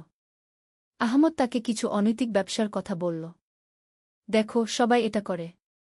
এতে কোনো সমস্যা নেই গি। আব্দুল্লাহর মন একটুখানি দোদুল্যমান হল। তাদের আর্থিক অবস্থা উন্নতি হলেও এখনও সম্পূর্ণ ভালো হয়নি। তাড়াতাড়ি টাকা আয় করার একটা লোভ মনে এল। কিন্তু তখনই তার মনে পড়ল শায়েখের একটি কথা, বেটা, আল্লাহর রাস্তায় যখন কোনো কঠিন পরিস্থিতি আসে, তখনই পরীক্ষা হয় তুমি সত্যিই আল্লাহর উপর ভরসা রাখো, নাকি নিজের বুদ্ধির উপর গু। আব্দুল্লাহ আহমদকে বলল, ভাই, আমি হালাল পথেই রুজি করতে চাই। তুমি যা বলছ সেটা আমার জন্য ঠিক হবে না গি। আহমদ একটু রেগে গেল। তুমি বড্ড সরল। এভাবে জীবনে কিছু করতে পারবে না গি। সেই রাতে আব্দুল্লাহ তাহাজ্জুদ পড়ে দোয়া করল, ইয়া আল্লাহ, আপনি আমাকে হালাল রুজি দিন। আমার আর্থিক সমস্যার সমাধান করুন, কিন্তু হালাল পথে গু। পঞ্চম অধ্যায়, অপ্রত্যাশিত সাহায্য। আব্দুল্লাহ যে রাতে এই দোয়া করেছিল, তার কয়েকদিন পর একটি অপ্রত্যাশিত ঘটনা ঘটল। তার দোকানে একজন অপরিচিত বয়স্ক লোক এলেন। তিনি কিছু খাবার কিনলেন এবং আব্দুল্লাহর ব্যবহারে খুশি হয়ে জিজ্ঞাসা করলেন, বেটা, তুমি কি শুধু খুচরা জিনিসপত্র বেচো, নাকি পাইকারি ব্যবসাও করো? আব্দুল্লাহ বলল, চাচা, আমি যেটা পারি সেটাই করি। আমাদের মূলধন কম, তাই বড় কিছু করতে পারি না গি। লোকটি বললেন, আমি একটি বড় ব্যবসায় প্রতিষ্ঠানের মালিক। আমার একজন বিশ্বস্ত সাপ্লায়ার দরকার। তুমি যদি চাও, আমি তোমাকে একটা চুক্তি দিতে পারি গি। আব্দুল্লাহ প্রথমে বিশ্বাস করতে পারল না। কিন্তু লোকটি তাকে তার কার্ড দিলেন এবং বললেন পরের দিন তার অফিসে যেতে। পরদিন আব্দুল্লাহ পিতার সাথে সেই অফিসে গেল। সত্যিই লোকটি একটি বড় কোম্পানির মালিক। তিনি তাদের একটি চুক্তি অফার করলেন যা তাদের আর্থিক সমস্যার সমাধান করে দিতে পারে। কিন্তু লোকটি বললেন, আমার একটি শর্ত আছে। আমি চাই যে তোমরা সব সময় সততার সাথে ব্যবসা করবে। কোনো ধরনের ভেজাল বা প্রতারণা থাকবে না গি। আব্দুল্লাহ এবং তার পিতা সানন্দে রাজি হলেন। সেই রাতে আব্দুল্লাহ শুকরিয়ার নামাজ পড়ল। সে বুঝতে পারল যে আল্লাহ সত্যিই তার দোয়া কবুল করেছেন। পরের দিন সকালে শাইখের কাছে গিয়ে সব ঘটনা বলল। শাইখ আব্দুর রহমান হাসলেন। দেখেছ বেটা, আল্লাহ তার বান্দাদের ছেড়ে দেন না। তুমি যখন হারাম পথ প্রত্যাখ্যান করেছ, তখনই আল্লাহ তোমার জন্য হালাল পথ খুলে দিয়েছেন গু। উস্তাজ, আব্দুল্লাহ বলল, এখন আমার জীবন অনেক ব্যস্ত হয়ে যাবে। আমি কি আমার আধ্যাত্মিক চর্চা চালিয়ে যেতে পারব? অবশ্যই পারবে। কিন্তু এখন তোমার পদ্ধতি পরিবর্তন হবে। তুমি এখন যা করবে, ১. প্রতিটি ব্যবসায়িক কাজ শুরু করার আগে বিসমিল্লাহ বলবে। ২. সব সময় সততা বজায় রাখবে। ৩. গরিব দুঃখীদের সাহায্য করবে। ৪. প্রতি মাসে তোমার আয়ের একটা অংশ দান করবে। ৫. কর্মচারীদের সাথে ভালো ব্যবহার করবে। এই সবই আল্লাহর ইবাদত। ষষ্ঠ অধ্যায়, নতুন চ্যালেঞ্জ। আব্দুল্লাহর ব্যবসা দিন দিন বড় হতে থাকল। তার এখন ১০ জন কর্মচারী। সে তাদের প্রত্যেকের সাথে বন্ধুর মতো ব্যবহার করত, সময়মতো বেতন দিত, এমনকি কেউ অসুস্থ হলে তার চিকিৎসার ব্যবস্থাও করত। একদিন তার এক কর্মচারী ইউসুফ তার কাছে এসে বলল, ভাই, আমার বাবা খুব অসুস্থ। আমার অনেক টাকা দরকার তার অপারেশনের জন্য গু। আব্দুল্লাহ সাথে সাথে বলল, চিন্তা করো না, আমি ব্যবস্থা করে দেব। সে ইউসুফকে প্রয়োজনীয় টাকা দিয়ে দিল। ইউসুফ কৃতজ্ঞতায় কাঁদতে লাগল। ভাই, আমি এই টাকা কিভাবে ফেরত দেব? তোমার সুবিধা মতো দিয়ে দিও, তাড়াহুড়া নেই গু। এই ঘটনার পর আব্দুল্লাহর কর্মচারীরা তাকে আরও ভালোবাসতে শুরু করল।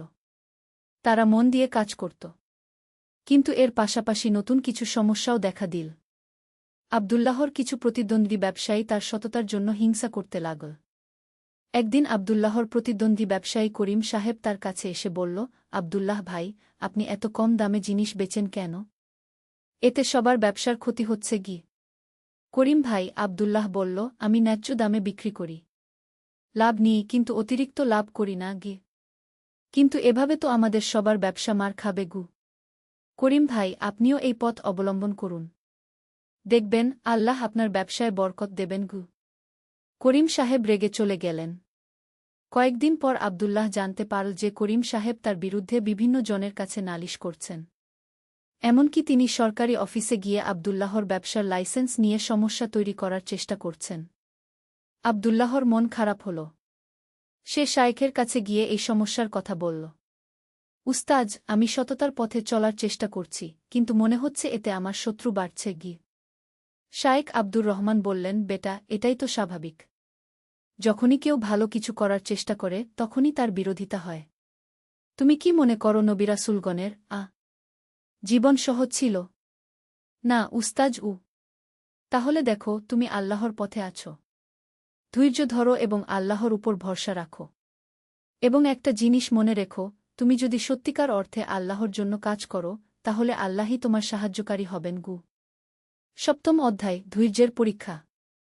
করিম সাহেবের চক্রান্তের ফলে আব্দুল্লাহর ব্যবসায় নানা ধরনের সমস্যা দেখা দিতে লাগল।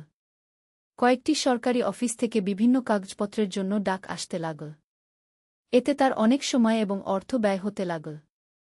একদিন আব্দুল্লাহ খুবই হতাশ হয়ে পড়ল। সে তাহাজ্জুদের নামাজে দাঁড়িয়ে কাঁদতে লাগল। ইয়া আল্লাহ, আমি কি ভুল করছি? আমি তো আপনার সন্তুষ্টির জন্যই সততার পথে চলার চেষ্টা করছি। তাহলে এত কষ্ট কেন? সেই রাতে সে একটি স্বপ্ন দেখল। স্বপ্নে দেখল যে রাসূল শাহ তাকে বলছেন, বেটা, ধৈর্য ধরো। আল্লাহ তোমার পরীক্ষা নিচ্ছেন। যারা ধৈর্য ধরে আল্লাহ তাদের সাথে থাকেন। সকালে ঘুম থেকে উঠে আব্দুল্লাহর মন অনেক শান্ত লাগল।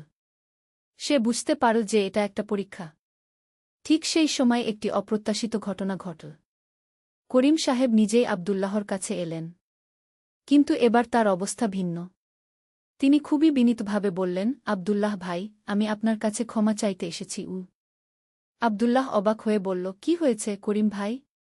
আসলে আমার ছেলে আপনার দোকান থেকে জিনিস কিনেছিল কয়েকদিন আগে। সে বাড়িতে এসে আপনার প্রশংসা করছিল। বলছিল আপনি কত ভালো ব্যবহার করেছেন, কত সততার সাথে জিনিস দিয়েছেন। তখন আমার মনে হলো আমি আপনার সাথে কত খারাপ ব্যবহার করেছি। করিম ভাই, এসব নিয়ে ভাবার কিছু নেই। না ভাই, আছে। আমি আপনার বিরুদ্ধে যা যা করেছি সব প্রত্যাহার করে নিয়েছি। এবং আমি আপনার কাছে পরামর্শ চাইতে চাই, আমি কিভাবে আমার ব্যবসা আপনার মতো সততার সাথে করতে পারি। আব্দুল্লাহ খুশি হয়ে তাকে বিভিন্ন পরামর্শ দিল। করিম সাহেব চলে যাওয়ার পর আব্দুল্লাহ শুকরিয়া আদায় করল। সে বুঝতে পারল যে আল্লাহ তার ধৈর্যের পুরস্কার দিয়েছেন। অষ্টম অধ্যায়, সমাজসেবা। আব্দুল্লাহর ব্যবসা এখন খুবই ভালো চলছে। তার আর্থিক অবস্থা স্বাচ্ছন্দ্য। কিন্তু এই স্বাচ্ছন্দ্য তাকে গর্বিত বানায়নি, বরং আরও বিনলি করেছে। একদিন শায়েক আব্দুর রহমান তাকে বললেন, আব্দুল্লাহ, আল্লাহ তোমাকে অনেক নিয়ামত দিয়েছেন। এখন সময় এসেছে এই নিয়ামত অন্যদের সাথে ভাগ করে নেওয়ার। উস্তাজ, আমি তো নিয়মিত জাকাত দিই এবং দানখরাত করি। সেটা ভালো। কিন্তু আমি আরও বড় কিছুর কথা বলছি। তুমি তোমার এলাকার দরিদ্র মানুষদের জন্য একটি ব্যবস্থা করো যাতে তারা স্বাবলম্বী হতে পারে। আব্দুল্লাহ চিন্তা করল। তারপর একটি পরিকল্পনা মাথায় এল।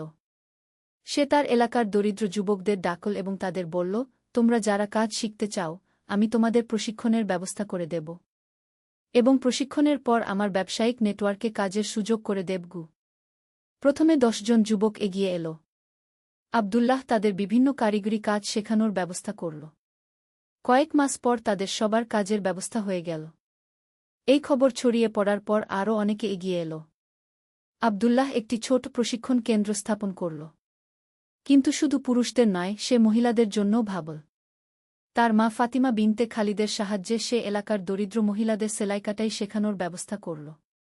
এইভাবে আব্দুল্লাহর একটি ছোট সামাজিক সংস্থা তৈরি হল। তার নাম দেওয়া হল নুরুল হুদা সেবা সংস্থা। নবম অধ্যায়, বিবাহ এবং নতুন দায়িত্ব। আব্দুল্লাহ এখন 25 বছর বয়সী যুবক। তার পিতামাতা তার বিবাহের কথা ভাবতে শুরু করেছেন। বেটা, একদিন তার মা বললেন, তোর বিয়ের বয়স হয়েছে। আমরা একটি ভালো মেয়ে দেখেছি। আব্দুল্লাহ বলল, আম্মা, আমি একটি শর্ত রাখতে চাই। যে মেয়েকে আমি বিয়ে করব সে যেন দিনদার হয়। তার চেহারা বা সম্পদ নয়, তার চরিত্রই যেন আসল। তার মা বাবা এই কথায় খুশি হলেন। তারা শহরের একজন আলিমের মেয়ে আয়েশার সাথে আব্দুল্লাহর বিয়ের প্রস্তাব দিলেন। আয়েশা ছিল 21 বছর বয়সী একজন শিক্ষিত মেয়ে। সে কুরআন হাদিস জানত, নামাজ রোজা নিয়মিত করত এবং দরিদ্রদের সেবায় আগ্রহী ছিল। বিয়ের আগে আব্দুল্লাহ আয়েশাকে বলল, আমি চাই আমাদের সংসার হোক আল্লাহর সন্তুষ্টি অর্জনের একটি মাধ্যম। আয়েশা বলল, আমিও তাই চাই। তাদের বিয়ে খুবই সাদাসিধেভাবে হল। অনুষ্ঠানে অতিরিক্ত খরচ না করে সেই টাকা দরিদ্রদের মধ্যে বিতরণ করা হল। বিয়ের পর আয়েশা আব্দুল্লাহর সামাজিক কাজে অংশ নিতে শুরু করল। সে মহিলাদের ইসলামিক শিক্ষা দেওয়ার ব্যবস্থা করল। একদিন আয়েশা আব্দুল্লাহকে বলল, আমার মনে হয় আমাদের এলাকার অনেক শিশু শিক্ষা পাচ্ছে না। আমরা কি তাদের জন্য একটি স্কুল করতে পারি না? এই প্রস্তাবে আব্দুল্লাহ খুশি হল।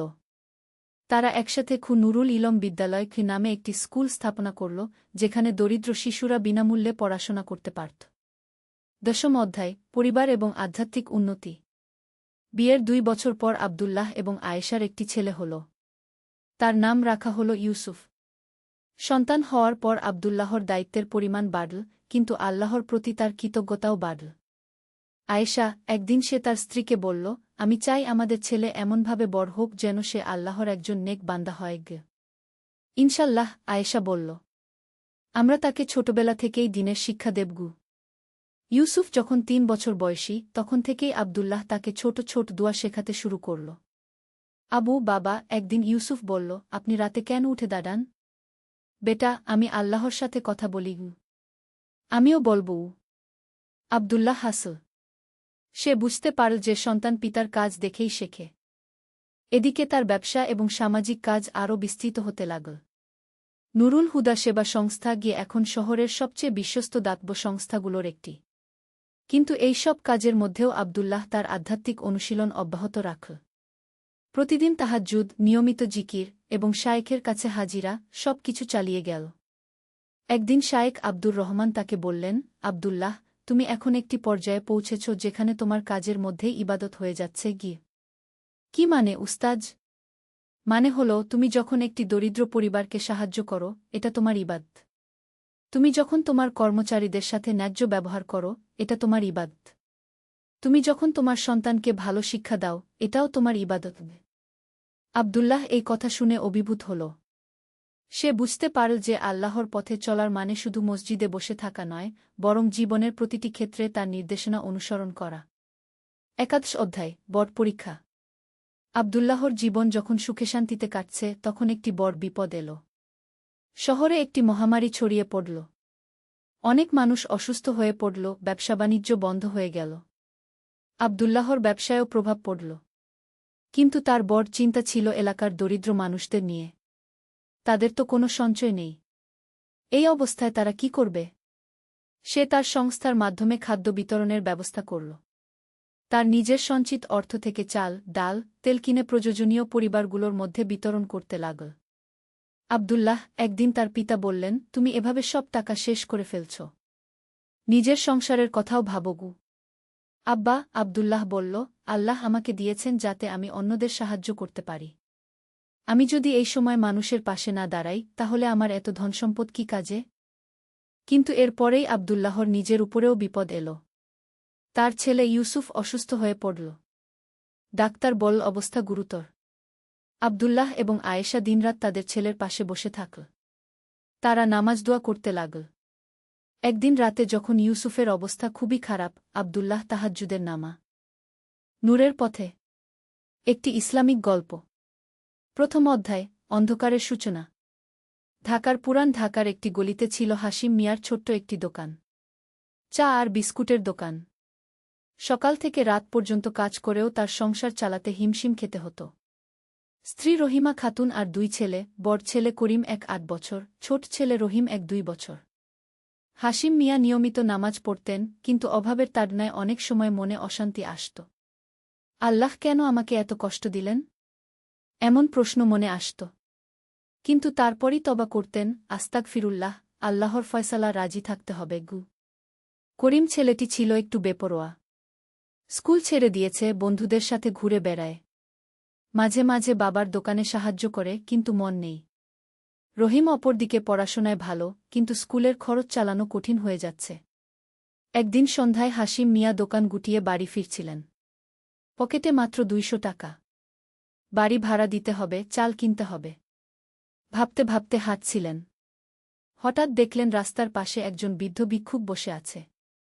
অসুস্থ, কাপড়-চোপড় ময়লা। মন বলছিল এগিয়ে যাও, নিজের সংসারেই তো অভাব। কিন্তু হাশিম মিয়ার মনে পড়ল রাসূল সাক এর হাদিস, যে ব্যক্তি ক্ষুধার্তকে খাবার দেয়, আল্লাহ তাকে জান্নাতের খাবার দান করবেন গু। তিনি পকেট থেকে 50 টাকা বের করে বৃদ্ধের হাতে দিলেন। দাদা, কিছু খেয়ে নিন গু। বৃদ্ধ লোকটি কৃতজ্ঞ চোখে তাকিয়ে দোয়া করল, আল্লাহ তোমার মঙ্গল করুন বাবাগু। দ্বিতীয় অধ্যায়, পরীক্ষার সময়। বাড়ি ফিরে হাশিম মিয়া দেখলেন করিম নেই। রহিমা খাতুন চিন্তিত, করিম এখনও ফেরেনি। কোথায় যে থাকে সারাদিন? রাত 1:00টার দিকে করিম ঘরে ঢুকল। চোখে বিষাদ, চুল এলোমেলো। বাবা জিজ্ঞেস করলেন, কোথায় ছিলি? বন্ধুদের সাথে কুসংক্ষিপ্ত উত্তর।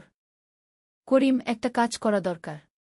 কিন্তু তুমি এভাবে ঘুরে বেড়ালে তো হবে না। আমার সাথে দোকানে সাহায্য কর।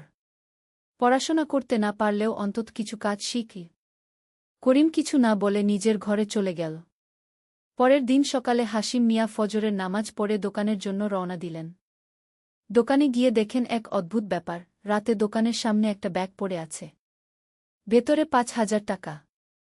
হাসিম মিয়ার প্রথম চিন্তা, এটা হারাম সম্পদ। কার টাকা তা জানা দরকার। তিনি আশপাশের দোকানদারদের জিজ্ঞেস করলেন। কেউ জানে না। সারাদিন অপেক্ষা করলেন, কেউ খোঁজ করতে আসল না।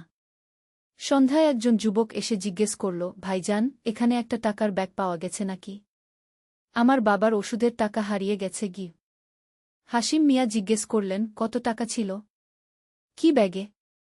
৫,০০০ টাকা, কালো রঙের একটা কাপড়ের ব্যাগে গি। বর্ণনা মিলে গেল। হাসিম মিয়া টাকা ফিরিয়ে দিলেন। যুবক অনেক দোয়া করল। চাচা, আপনি ফেরেশতার মতো। আল্লাহ আপনার ভালো করবেন গ। হাসিম মিয়া বললেন, বাবা, এটা আমার কাজ। অন্যের সম্পদ ফিরিয়ে দেওয়া প্রতিটি মুসলিমের দায়িত্ব। তৃতীয় অধ্যায়, করিমের পথভ্রষ্টতা। সপ্তাহ দুয়েক পর হাসিম মিয়া জানতে পারলেন করিম খারাপ সঙ্গীদের সাথে মিশেছে। তারা নানা রকম অসৎ কাজের সাথে জড়িত। একদিন পুলিশ এসে খোঁজ করে গেল। হাসিম মিয়া করিমকে ডেকে বললেন, ছেলে, তুই কি করছিস? আমি জানি তোর মনে অভিমান আছে। দারিদ্র্যের কারণে তোর লেখাপড়া বন্ধ হয়ে গেছে, বন্ধুদের মতো সুন্দর কাপড় চোপড় পরতে পারিস না। কিন্তু এর মানে এই না যে তুই হারাম পথে যাবি গ। করিম চিৎকার করে বলল, আব্বা, আপনার ধর্মকর্ম দিয়ে কি হয়েছে? সারা জীবন নামাজ পড়েছেন, হালাল উপার্জন করেছেন, কিন্তু অভাবই তো রয়ে গেল। আর বন্ধুরা দেখেন অসৎ পথে টাকা কামাচ্ছে, ভালো থাকছে গি। হাসিম মিয়ার চোখ ভিজে গেল। ছেলে, দুনিয়ার সুখ আর আখিরাতের সুখ এক জিনিস না। আল্লাহ পাক আমাদের পরীক্ষা করেন, ধনী গরিব সবাইকেই। আমাদের পরীক্ষা হচ্ছে দারিদ্র্যের মাধ্যমে আমরা কি ধৈর্য রাখতে পারি না হারাম পথে যাই। করিম কিছু শুনতে চাইল না। ঘর থেকে বের হয়ে গেল। চতুর্থ অধ্যায়, রহিমের জিজ্ঞাসা। রহিম ছিল পড়াশোনায় ভালো আর চিন্তাশীল। একদিন সে বাবার কাছে এল। আব্বা, আমার একটা প্রশ্ন আছে গি। বল ছেলে। আমার বন্ধু সুমনের বাবা চোরাকারবার করে। তাদের বাড়িতে সব আছে, গাড়ি, বড় বাড়ি, ভালো খাবার। আর আমরা সৎভাবে থেকেও এত কষ্ট। আল্লাহ কি অন্যায়কারীদের শাস্তি দেন না? হাসিম মিয়া রহিমকে কোলে নিয়ে বসালেন। রহিম, তুই কোরআন শরীফের একটা আয়াত শুনেছিস, ওয়ালা তাহসাবান্নাল্লাহা গাফিলান আম্মা ইয়ামালুজ জালিমুন, মানে জালিমরা যা করে আল্লাহ সে সম্পর্কে বেকবর মনে করো না গি। মানে আল্লাহ সবকিছু দেখছেন। কিন্তু তিনি সবাইকে সময় দেন। দুনিয়াতে শাস্তি না পেলেও আখিরাতে পাবে। আর আমাদের মতো যারা কষ্ট করে সৎ পথে চলে, আল্লাহ তাদের জন্য রেখেছেন বিশেষ পুরস্কার গু। রহিম জিজ্ঞেস করল, কিন্তু আব্বা, আমার তো মনে হয় আমরা কষ্ট পাচ্ছি বলেই আল্লাহ আমাদের ভালোবাসেন না গি। না রহিম, উল্টোটা। রাসূল সাক বলেছেন, আল্লাহ যাকে ভালোবাসেন তাকে পরীক্ষা করেন। তোর দিকে তাকা। তুই পড়াশোনায় ভালো, সৎ, মানুষকে সাহায্য করিস।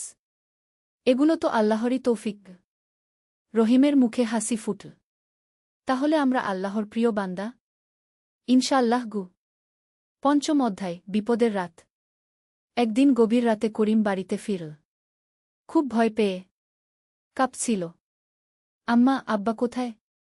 রহিমা খাতুন বললেন, তাহাজ্জুদ পড়ছেন। কি হয়েছে? করিম কাঁদতে শুরু করল। আম্মা, আমি খুব বড় ভুল করেছি। পুলিশ আমাদের ধরার জন্য খোঁজ করছে।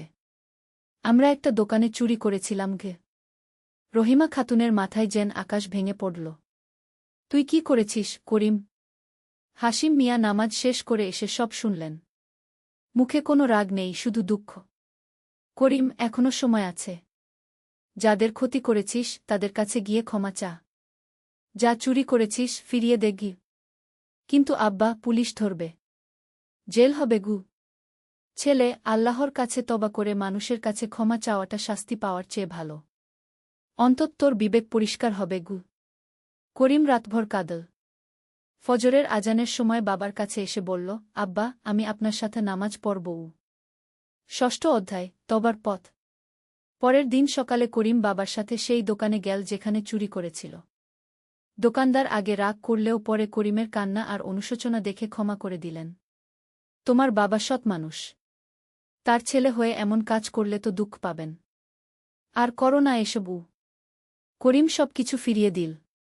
দোকানদার পুলিশে কেস করলেন না।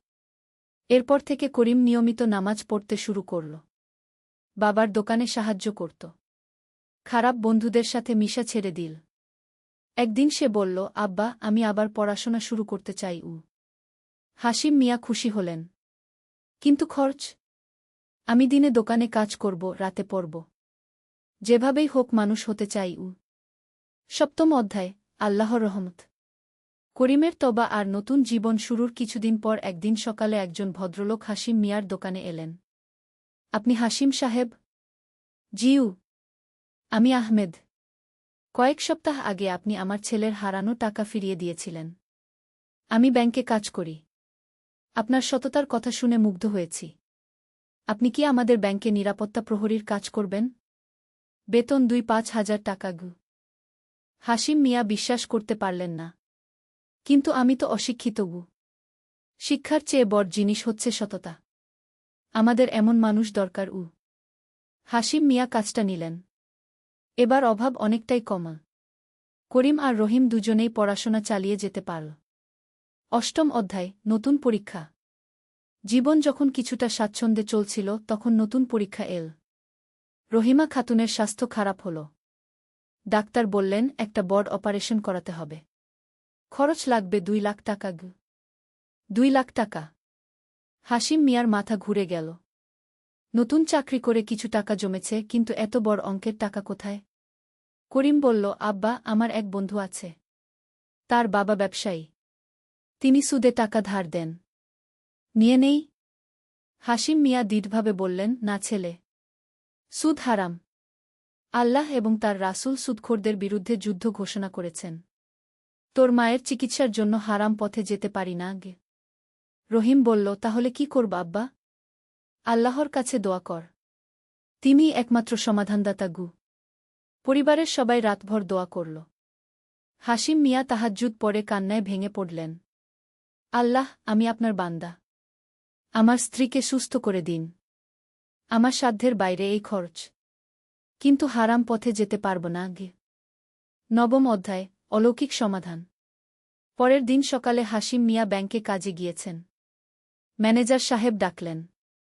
হাসিম সাহেব, আপনার একটা খবর আছে। হাসিম মিয়া ভয়ে ভয়ে জিজ্ঞেস করলেন, কি খবর স্যার? আপনার নামে একটা চিঠি এসেছে। বিদেশ থেকে। চিঠি খুলে দেখা গেল এটা সৌদি আরব থেকে। লিখেছেন আব্দুর রহমান নামে এক ব্যক্তি। প্রিয় ভাই হাসিম, আমি আব্দুর রহমান। ২০ বছর আগে ঢাকায় আপনার এলাকায় থাকতাম। একদিন আমি পথে অসুস্থ হয়ে পড়েছিলাম। আপনি আমাকে সাহায্য করেছিলেন। হাসপাতালে নিয়ে গিয়েছিলেন। আমার কাছে তখন টাকা ছিল না, আপনি চিকিৎসার খরচ দিয়েছিলেন। আমি প্রতিজ্ঞা করেছিলাম একদিন এই টাকা ফিরিয়ে দেব। আল্লাহর রহমতে এখন সৌদি আরবে ভালো চাকরি করি। আপনার ঠিকানা খুঁজে বের করতে অনেক চেষ্টা করেছি। অবশেষে পেয়েছি। এই চিঠির সাথে আপনার জন্য ৫ লাখ টাকার একটা চেক পাঠাচ্ছি। এটা আমার কৃতজ্ঞতার নিদর্শন। আল্লাহ আপনার মঙ্গল করুন। হাসিম মিয়া কাঁদতে শুরু করলেন।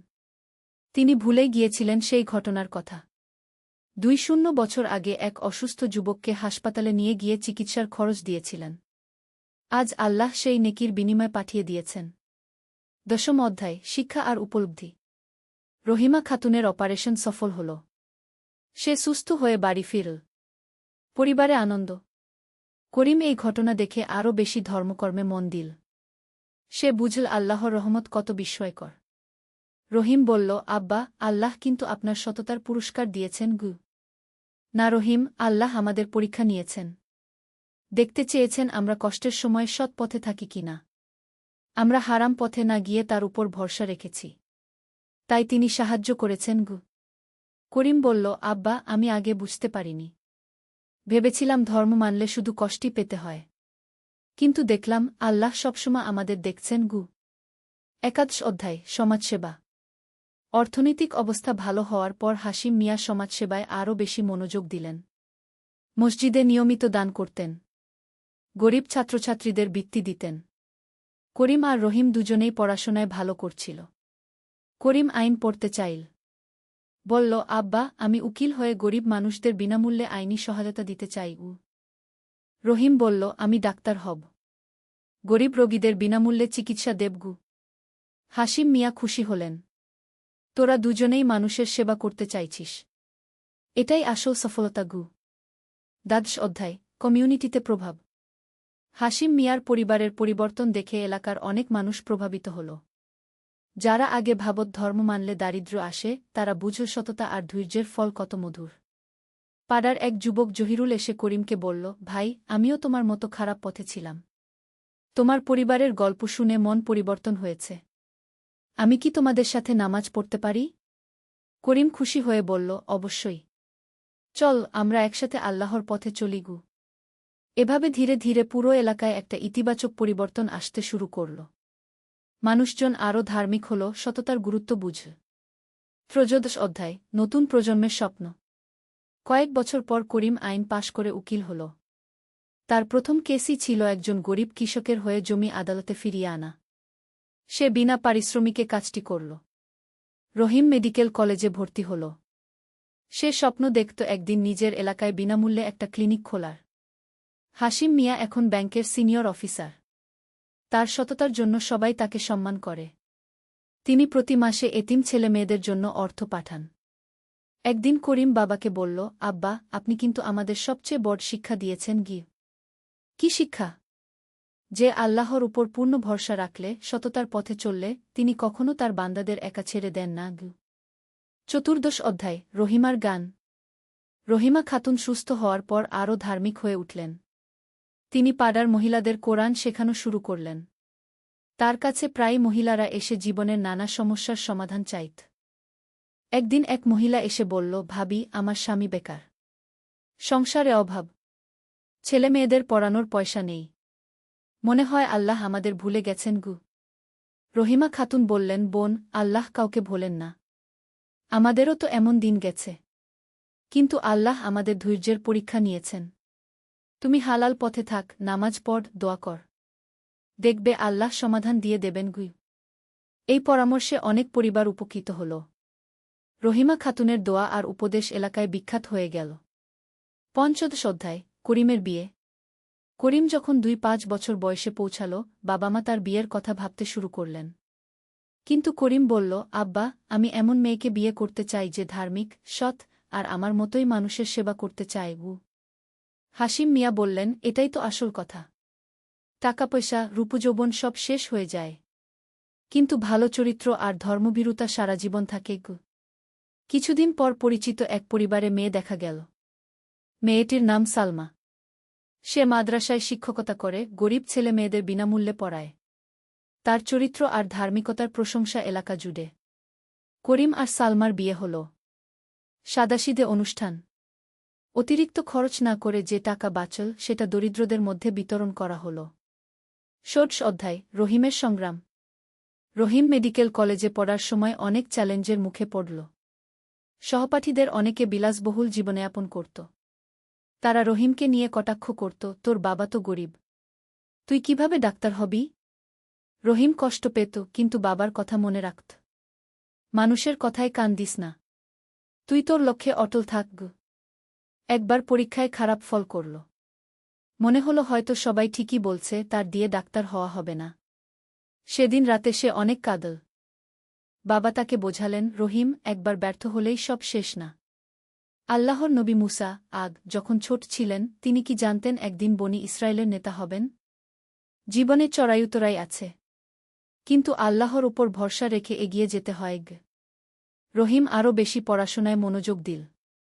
পরের পরীক্ষায় ভালো করল। সপ্তদশ অধ্যায়, সালমার প্রভাব। সালমা বিয়ের পর করিমের জীবনে নতুন মাত্রা যোগ করল। সে শুধু ভালো স্ত্রী ছিল না, ছিল একজন সুন্দর সাথী। দুজনে মিলে এলাকার দরিদ্র পরিবারগুলোর খোঁজখবর নিত। সালমা প্রতি সপ্তাহে মহিলাদের জন্য ধর্মীয় আলোচনার আয়োজন করত। সেখানে ইসলামিক শিক্ষার পাশাপাশি স্বাস্থ্য, পুষ্টি, শিশুপালন নিয়েও কথা হতো। একদিন করিম বলল, সালমা, আমার মনে হয় আমরা একটা এনজিও খুলি। নাম দেই আল-খায়ের ফাউন্ডেশন। দরিদ্রদের সাহায্য, শিক্ষা, চিকিৎসা, সব কিছু। সালমা বলল, দারুণ ভাবনা। কিন্তু এর জন্য অনেক টাকার দরকার হবে গে। আল্লাহর ওপর ভরসা রাখি। তিনি ব্যবস্থা করে দেবেন গু। অষ্টাদশ অধ্যায় আল খায়ের ফাউন্ডেশন। করিম আর সালমা মিলে আল খায়ের ফাউন্ডেশন শুরু করল। প্রথমে খুব ছোট পরিসরে, নিজেদের বেতনের কিছু অংশ আর হাশিম মিয়ার সঞ্চয় দিয়ে তারা এলাকার 100টি পরিবারকে মাসিক সাহায্য দেওয়া শুরু করল। দরিদ্র ছাত্রছাত্রীদের বইখাতা দিত, অসুস্থদের ওষুধের খরচ দিত। কয়েক মাস পর এক বিশিষ্ট ব্যবসায়ী তাদের কাজ দেখে মুগ্ধ হলেন। তিনি 5 লক্ষ টাকা দান করলেন। আমি অনেক এনজিওকে টাকা দিয়েছি, তিনি বললেন, কিন্তু আপনারা সত্যিকারের হৃদয় দিয়ে কাজ করছেন। এটাই আসল সেবাগু। এই অর্থ দিয়ে তারা একটা ছোট স্কুল খুল, নাম নূর একাডেমি। সেখানে দরিদ্র শিশুরা বিনামূল্যে লেখাপড়া শিখত। 21 অধ্যায় রহিমের সফলতা। রহিম অবশেষে মেডিকেল কলেজ থেকে পাশ করল। সে এলাকায় প্রথম ডাক্তার। সবাই গর্বিত। কিন্তু রহিম বড় হাসপাতালে চাকরি না করে নিজের এলাকায় একটা ছোট ক্লিনিক খুল, নাম দিল রহমত ক্লিনিক। গরিব রোগীদের বিনামূল্যে চিকিৎসা দিত। প্রথম দিকে আয় কম ছিল, কিন্তু রহিমের ব্যবহার আর যত্নে রোগীরা খুশি হতো। ধীরে ধীরে তার সুনাম ফেল। দূরদূরান্ত থেকে রোগীরা আসতে শুরু করল। একদিন এক ধনী ব্যক্তি তার মেয়েকে নিয়ে এলেন। অন্য ডাক্তাররা রোগ নির্ণয় করতে পারেননি। রহিম যত্ন সহকারে দেখে সঠিক চিকিৎসা দিল। মেয়েটি সুস্থ হল। কৃতজ্ঞ বাবা বললেন, ডাক্তার সাহেব, আপনি আমার মেয়ের জীবন বাঁচিয়েছেন। আমি আপনার ক্লিনিকের জন্য 100 লক্ষ টাকা দান করছি।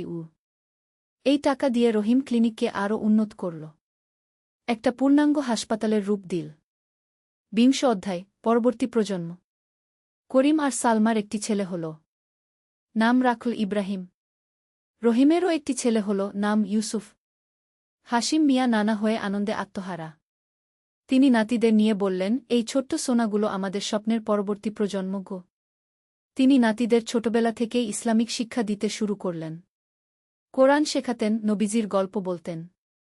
একদিন 5 বছরের ইব্রাহিম নানাকে জিজ্ঞেস করল, নানা, আপনি আমাদের যে গল্পগুলো বলেন, রাসূল সাক এর সততার গল্প, সাহাবাদের ত্যাগের গল্প, এগুলো কি সত্যি ঘটেছে? হাশিম মিয়া বললেন, হ্যাঁ বাবা, সব সত্যি। আর জান, এমন গল্প এখনো ঘটে। আমাদের জীবনেও ঘটেছে। কিভাবে? হাশিম মিয়া তার নিজের জীবনের গল্প বলতে শুরু করলেন। কিভাবে দারিদ্র্যের মধ্যেও সততা ধরে রেখেছিলেন, কিভাবে আল্লাহ সাহায্য করেছেন। 21 অধ্যায় সাম্প্রদায়িক সম্প্রীতি। আল খায়ের ফাউন্ডেশনের কাজ এতটাই ভালো হল যে বিভিন্ন ধর্মের মানুষ এসে সাহায্য চাইতে লাগল। করিম সবাইকে সমানভাবে সেবা দিত। একবার একজন হিন্দু ব্যক্তি এসে বললেন, করিম ভাই, আপনারা মুসলমান হয়েও আমাদের এত সাহায্য করেন কেন? করিম বলল, কাকা, ইসলাম আমাদের শিখিয়েছে সব মানুষ আল্লাহর সৃষ্টি। ধর্মজাত নির্বিশেষে মানুষের সেবা করা আমাদের দায়িত্ব। এই কথায় হিন্দু ভদ্রলোক এতই মুগ্ধ হলেন যে তিনি নিজেও ফাউন্ডেশনে নিয়মিত দান করতে শুরু করলেন। এলাকায় সাম্প্রদায়িক সম্প্রীতি আরও দৃঢ় হল। সবাই বুঝল যে সত্যিকারের ধর্ম কখনো বিদ্বেষ শেখায় না, শেখায় ভালোবাসা আর মানব সেবা। 20 অধ্যায় হাশিম মিয়ার উপলব্ধি। 6-5 বছর বয়সে হাশিম মিয়া অবসর নিলেন। কিন্তু কাজ থেমে থাকল না। তিনি পুরোপুরি সময় দিলেন সমাজসেবায়। একদিন সন্ধ্যায় তিনি ছাদে বসে আছেন। রহিমা খাতুন এসে পাশে বসলেন। কি ভাবছেন? ভাবছি, আল্লাহ কত মেহেরবান। একসময় ভেবেছিলাম তিনি হয়তো আমাদের পরীক্ষা করছেন কেন। আজ বুঝি সেই কষ্টের দিনগুলোই আমাদের এই সুখের দিনগুলোর জন্য প্রস্তুত করেছে। কিভাবে? দারিদ্র্য আমাদের শিখিয়েছে অন্যের কষ্ট বুঝতে। কষ্ট আমাদের আল্লাহর কাছাকাছি নিয়ে গেছে। আর আল্লাহর ওপর ভরসা আমাদের শক্তি দিয়েছে যে কোনো পরিস্থিতি মোকাবেলা করার। আলহামদুলিল্লাহ। 23 অধ্যায় নতুন চ্যালেঞ্জ। জীবন যখন সুখে শান্তিতে কাটছে, তখন নতুন এক চ্যালেঞ্জ এল। এলাকায় কিছু চরমপন্থী গ্রুপ ধর্মের নামে বিভ্রান্তি ছড়ানো শুরু করল। তারা বলত, প্রকৃত ইসলাম হল কঠোর, অন্য ধর্মের মানুষদের সাথে মিশা যাবে না। করিম বুঝল এই বিষয়ে কিছু করতে হবে। তিনি এলাকার যুবকদের নিয়ে ইসলামিক আলোচনা সভা শুরু করলেন। ভাইয়েরা, করিম বলল, ইসলাম শান্তির ধর্ম। রাসূল সাক বিভিন্ন ধর্মের মানুষের সাথে সহাবস্থান করেছেন। তিনি কখনো জোর করে কাউকে ইসলাম গ্রহণ করতে বলেননি। একজন যুবক প্রশ্ন করল, কিন্তু কোরআনে তো জিহাদের কথা আছে। করিম বোঝালেন, জিহাদের প্রকৃত অর্থ হল আত্মসংগ্রাম।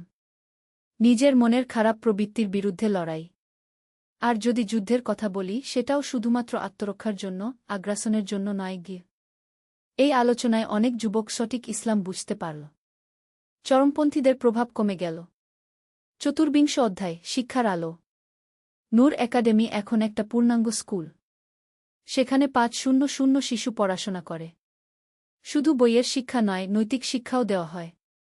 একদিন স্কুলের একটি ছাত্র, নাম সোহান, করিম স্যারের কাছে এল। স্যার, আমার বাবা বলেছেন লেখাপড়া করে কি হবে? গরিবের ছেলে তো গরিবই থাকবে গি। করিম সোহানকে বসালেন। সোহান, আমার নানা একসময় এমনই ভাবতেন। কিন্তু দেখ, শিক্ষার মাধ্যমে আমার বাবা ব্যাংকের অফিসার হয়েছেন। আমি উকিল, আমার ছোট চাচা ডাক্তার। শিক্ষাই পারে তোমাদের ভাগ্য বদলাতে গু। সোহানের চোখে স্বপ্ন জেগে উঠল। স্যার, আমি ইঞ্জিনিয়ার হতে চাই গু। অবশ্যই হবি। শুধু মনে রাখিস, সফল হওয়ার পর অন্যদের সাহায্য করার কথা ভুলে যেজো না গ। পঞ্চবিংশ অধ্যায়, আন্তর্জাতিক স্বীকৃতি। আল-খায়ের ফাউন্ডেশনের কাজ এত ব্যাপক হল যে আন্তর্জাতিক মানবাধিকার সংস্থাগুলো নজরে পড়ল। একটা আন্তর্জাতিক এনজিও তাদের বেস্ট কমিউনিটি সার্ভিস অ্যাওয়ার্ড দিল। করিম পুরস্কার নিতে ঢাকা গেলেন। সেখানে বিভিন্ন দেশের প্রতিনিধিরা ছিলেন। একজন ইউরোপিয়ান মহিলা বললেন, মরখেরেম, আপনাদের কাজ দেখে মুগ্ধ হয়েছি। আপনারা কি আন্তর্জাতিক সাহায্য নিতে চান? করিম বললেন, অবশ্যই। কিন্তু একটা শর্ত আছে। আমাদের মূল নীতি, সততা আর নিঃস্বার্থ সেবা, এটাই কোনো আপস করব না গিয়ে। অ্যাবসোলুটলি। আমরা তো এই নীতির জন্যই আপনাদের পছন্দ করেছি গু। ষষ্ঠবিংশ অধ্যায়, বার্ধক্যের প্রজ্ঞা। ৭০ বছর বয়সে হাশিম মিয়া আরও বেশি সময় ইবাদতবন্দেগিতে দিতে শুরু করলেন। তাহাজ্জুদ, জিকির, কোরআন তেলাওয়াত, এগুলোতে নিয়মিত। একদিন নাতি ইব্রাহিম, এখন ৫ বছর বয়স, নানাকে জিজ্ঞেস করল, নানা, আপনি কি কখনো অনুশোচনা করেন? মানে ভাবেন যদি অসৎ পথে টাকা কামাতেন তাহলে আরও ধনী হতে পারতেন? হাশিম মিয়া হাসলেন। ইব্রাহিম, আমি যা পেয়েছি তাতে আমি অনেক খুশি। কিন্তু আসল কথা হল, আমি যে শান্তি পেয়েছি, যে নিষ্কলুষ ঘুম পাই রাতে, যেভাবে আল্লাহর কাছে সাহায্য চাইতে পারি, এগুলো অসৎ টাকায় পাওয়া সম্ভব না গিয়ে। মানে হল, পার্থিব সম্পদের চেয়ে মানসিক শান্তি আর আল্লাহর সাথে সম্পর্ক বেশি মূল্যবান। আর দেখ, আল্লাহ আমাদের দুনিয়াতেও ভালো রেখেছেন, আখিরাতের জন্যও আশা রাখতে পারি উ। সপ্তবিংশ অধ্যায়, নতুন স্বপ্ন। এখন করিমের ছেলে ইব্রাহিম আর রহিমের ছেলে ইউসুফ বড় হচ্ছে। ইব্রাহিম চায় কম্পিউটার ইঞ্জিনিয়ারিং পড়তে। ইউসুফ চায় আন্তর্জাতিক আইন নিয়ে পড়া।